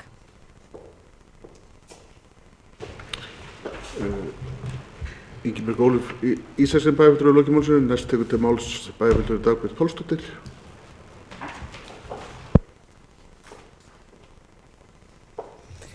Forseti, ágætu bæjarfulltrúar. Til að byrja með, þá vil ég þakka bæjarfulltrúa Guðmundi fyrir greinargóða yfirferð á fjárhagsáætluninni og jafnframt mjög svo góðar og málefnalegar umræður. Ég get tekið undir margt sem hefur verið hér nefnt og tek undir með bæjarfulltrúa Sigri að mér langar einn að vera með í þessari afmælisveislu. Ég verð að taka undir með bæjarfulltrúa Evu og bæjarfulltrúa Silju varðandi skólamálin. Nú ég alveg nýtekið við sem formaður skólanefndar og að sjálfsögum margt eftir að koma mér inn í. En ég kem fersk inn og hef ákveðið að líta á það sem kost og geta horft á málin og mögulegan annan hátt enda að koma ansi græn og umhverfisvæn úr umhverfisnefndinni. Varðandi endurskoðun skólastefnunnar þá sú vinna farin af stað. Miðstöð skólaþróunar mun stýra ferlinu og búið að funda og verði farið á fullt eftir áramót. Það hafði staðið til að fara fyrr af stað en hefur að ýmsum ástæðum tafist aðeins. Ég tel mikilvægt að þetta veri heildstæð stefnumótun þar sem margir komi að, ekki síst við hér inni. Og það er að segja, ég tel líka mikilvægt að Akureyrarbær sé í fararbroddi í skólamálum. Ég tek undir með bæjarfulltrúa Evu með að skólastefnan þarf að segja það sem bæjarfélagi vill leggja áherslu á í skólamálum og þjónustu við börn og fjölskyldur. Ég tel mikilvægt að við tökum samtalið hvað áherslu við viljum sjá og pólitíkina, eða við, höfum skoðun á því hvernig við viljum að skólasamfélagið þróist. Einnig tek ég undir fögnuð bæjarfulltrúa Silju varðandi þær 10 milljónir sem settar verða til leikskóla til að koma til móts við þá vöntun sem er á plássum og þá með bættri nýtingu í leikskólum og þannig geta einhver börn verið tekin fyrir inn á næsta ári. Þetta er byrjunin og nauðsynlegt að horfa fram á við og skoða hvernig þróun er á næstu árum í fjölda barna og reyna að finna lausn til að koma til móts við þær. Jafnframt tek ég undir að nauðsynlegt er að við samþættum okkur hvað það er sem við viljum sjá í þeim málefnum tengda skólamálum. Hvort sem það er ungbarnadeild, setjum okkur 18 mánaða aldursreglu eða annað og reynda bara inn á fleiri sviðum hjá okkur, ekki bara fræðslusviðinu. Mér langar líka rétt að minnast á, svona í lokin, mikilvægt þess að við tengjum skólastefnuna við umræðan barnvænt samfélag, hvað felst í því að vera barnvænt samfélag og sveitafélag og einnig helstu áherslum í inntaki náms fyrir það sem býður nemenda á fullorðinsárunum og atvinnumarkaði sem verður öllu líkindum töluvert öðruvísi en sá sem nú er. Langar líka að nefna svona í blálókin að því getur fylgt kostnaður að forgangsraða, hvort sem er í skólamálum eða öðru. Til dæmis inn á skólamálum, þá sérstaklega á innviði og endurmenntu kennara til að nálgast á þróun sem fer svo hratt. Til dæmis í tæknimálum og einnig það sem snýr að kennslu, til dæmis í málum sem hafa með allan heiminn að gera, mannréttindamál, loftslagsmál, fjölmenningu, samvinnu nemenda, samkennd og svo margt fleira. Takk fyrir. Bæjarfulltrúi Dagbjört Pálsdóttir hefur lokið máli sínu og næst tekur til máls Sóley Björk Stefánsdóttir, bæjarfulltrúi.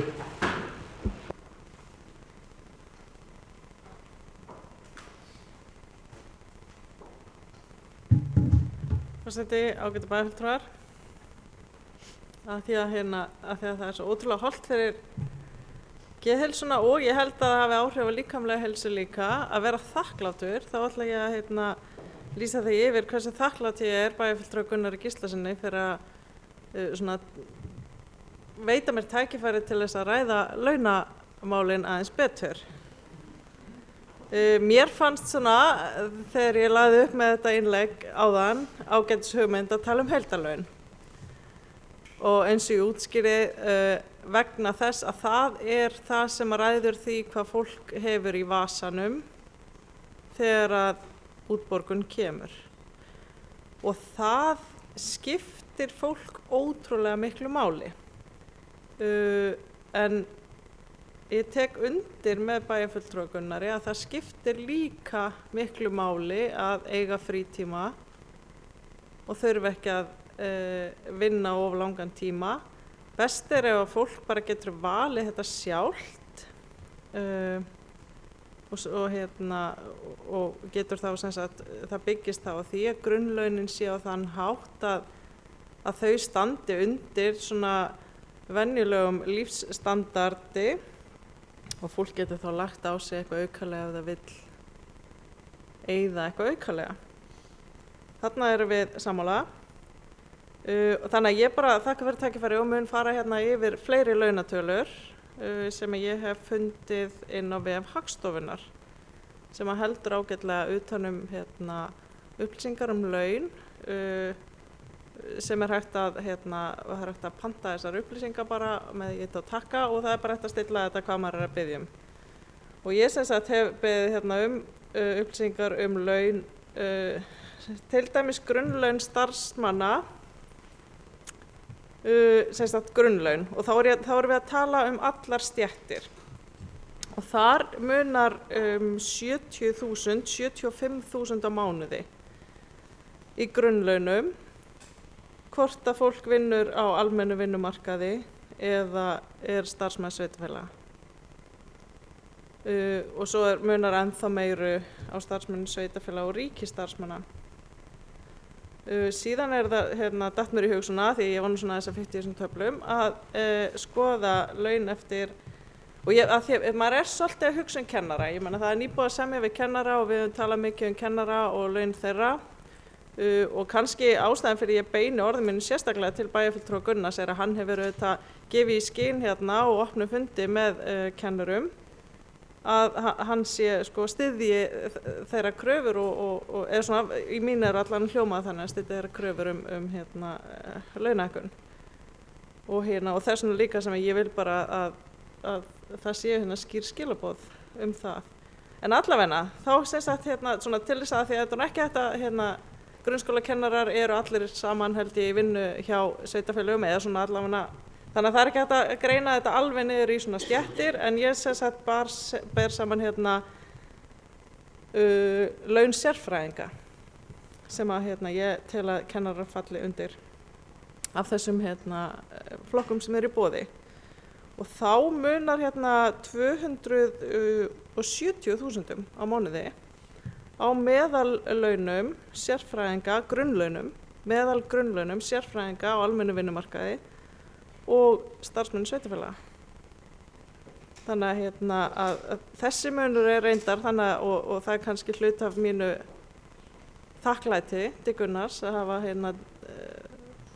fylgt þessa leitt þessu umræðu aðeins lengra, að þetta ennþá meira sláandi í raun og veru heldur en þegar það farið og tekin heildarlaun allra stétta. Þannig að ég vildi bara koma þessu á framfæri og þakka mjög, mjög fyrir þessu umræðu. Takk. Bæjarfulltrúi Sólveig Stefánsdóttir hefur lokið máli sínu. Næst tekur til máls bæjarfulltrúi Guðmundur Baldvin Guðmundsson.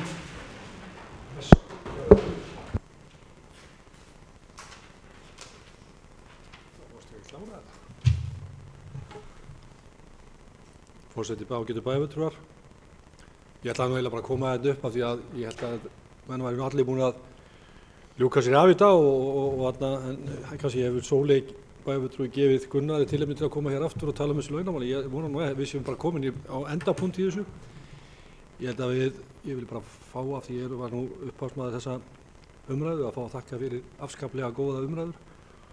Og ég ætla bæjarfulltrúi Gunnar, þegar ég fer úr bæjarstjórnarstólnum, þá ætla ég að vera stoltur yfir því að hafa komið á stjórnsýslubreytingum. Ég ætla að vera stoltur yfir því að hafa unnið að málum í fjárhagsáætlunargerð. Ég ætla að vera stoltur af því að hafa þátt í því að stofna Vistorku. Ég ætla að vera stoltur af því að hafa komið ýtt á eftir þéttingu byggðar. Og ég ætla að vera stoltur af því að jafnvel að hafa klárað lóðina við Naustaskóla. Þannig að ýmislegt sem ég ætla að vera stoltur af. Ég ætla ekkert að standa hér upp og stæra með einhverju byggingum, en þetta svona, maður getur verið stoltur af ýmsu. En hins vegar það þannig að persónulega finnst mér umræður hér í bæjarstjórn afskaplega skemmtilegar.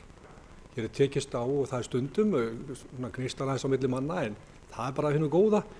Ég held að við erum í pólitík til þess að takast á, við erum ekki alltaf sammála, en ég held svona að ég man eftir því þegar að fréttamaður kom að málið með einsinu, þá sagði hann, það svo leiðilegt að hlusta á þess að bæjarstjórnarnir, þeir eru alltaf svo sammála.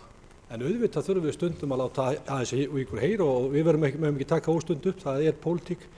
En ég ætla að benda bæjarfulltrúa Gunnar á það svona í lokin, að heilræði sem gamall maður sagði við mig, sem horfði stundum á mig þegar ég byrjaði inn í bæjarpólitíkinni. Hættu að lemja í borðið, það heyri svo hátt í sjónvarpinu.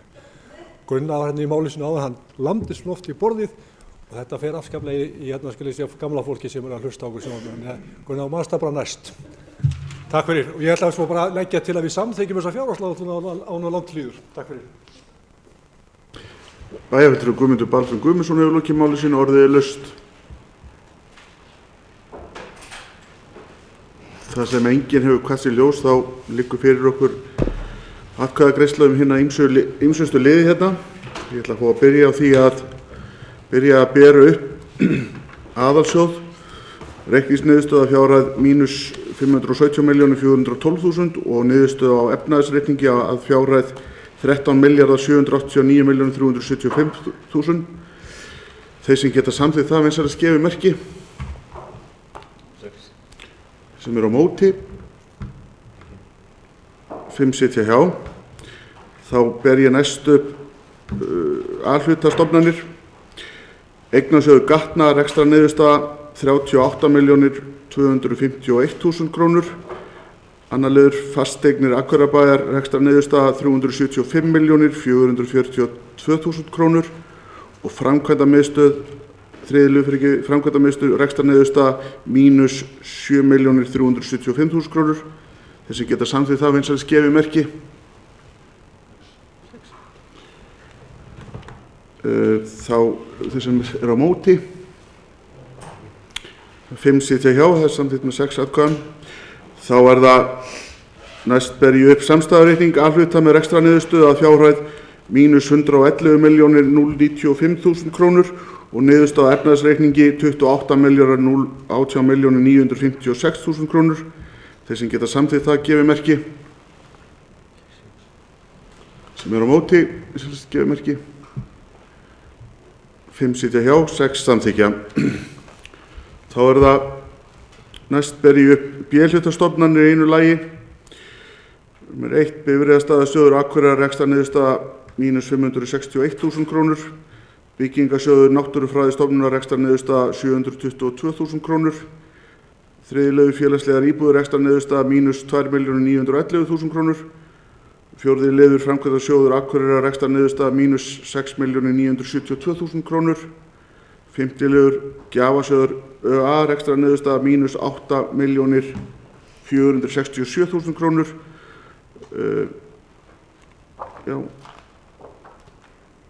Sjötti liður fyrirgefið Hafnasamlag Norðurlands rekstrarniðurstaða 117.498.000 krónur. Sjöundi liður Norðurorka rekstrarniðurstaða 505.114.000 krónur. Strætisvagnar Akureyrar rekstrarniðurstaða 896.000 krónur og öldrunarheimili Akureyrar rekstrarniðurstaða 0 krónur. Þeir sem geta samþykkt það gefi merki. Sem eru á móti, samþykkt 6, 5 sitja hjá. Næst ber ég upp samstæðureikning Akureyrarbæjar rekstrarniðurstöðu að fjárhæð 394.096.000 krónur og niðurstaða efnahagsreikningi að fjárhæð 44.335.447.000 krónur. Þeir sem geta samþykkt það gefi merki. Þeir sem eru á móti, 5 sitja hjá, 6 samþykkja. Þá það næst ber ég upp framkvæmdar yfirlit Akureyrarbæjar. Aðalsjóður 715 milljónir. A-hluti 1.237.000.000, B-hluti 2.266.900.000 krónur, samantekin A- og B-hluti 3.503.900.000 krónur. Þeir sem geta samþykkt það vinsamlegast gefi merki.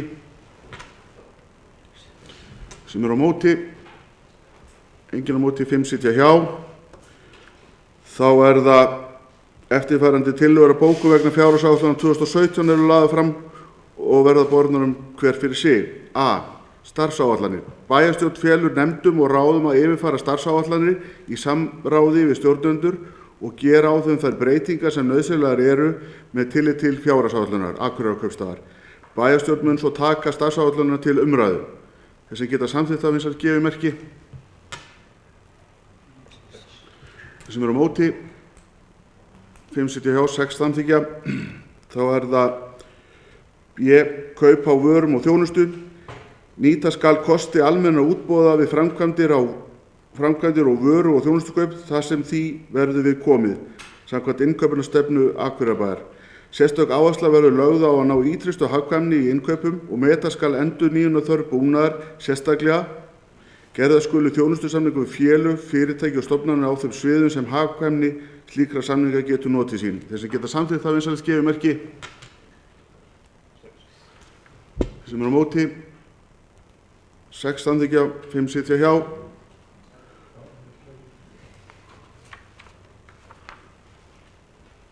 Þá það C, áherslu við framkvæmdir fjárhagsáætlunar. Bæjarstjórn ítrekar tilmæli til stjórnenda bæjarins að gæta ítrasta aðhalds í öllum rekstri bæjarins á árinu 2017. Mikilvægt að allir yfirvinnu sé haldið í lágmarki og þeim eindregnu tilmælum bent til stjórnenda að meta vandlega yfirvinnuþörf og leita leiða til að draga úr henni. Jafnframt skulu stjórnendur meta sérstaklega þörf á nýráðningum og möguleika á hagræðingu með breyttu verkferli þegar störf losna. Allar slíka breytingar þarf að leggja fyrir viðkomandi nefnd og í bæjarráði. Þeir sem geta samþykkt það við sem gefið merki. Það samþykkt samhljóða með 11 atkvæðum. Þá það á síðustu berju svo hljóðandi bókun. Bæjarstjórn lítur svo á að með afgreiðslu frumvarpsins hafi verið afgreiddar erindi og tillögur fjárveitingar sem borist hafa í bæjarráði og vísað hefur verið til gerðar fjárhagsáætlunar. Ég lýsi því yfir að 3. liður dagskrárinnar ásamt 1. lið fundargerðar bæjarráðs frá 8. desember 2016 séu þar með afgreiddir. Og hér kjósum við þeir sem geta samþykkt það við sem gefið merki sem á móti. 5 sitja hjá. Þá í lokin vil ég benda á eftirtalda fundargerðir eru lagðar fram til kynningar. Afgreiðslufundur skipulagsstjóra 8. desember, bæjarráð 8. desember, framkvæmdaráð 5. desember, íþróttaráð 1. desember, kjarasamninganefnd 7. desember, skipulagsnefnd 7. desember. Hægt að nálgast fundargerðir á heimasíðu bæjarins og við segjum þessu fundi lokið. Giska á það. 19:27.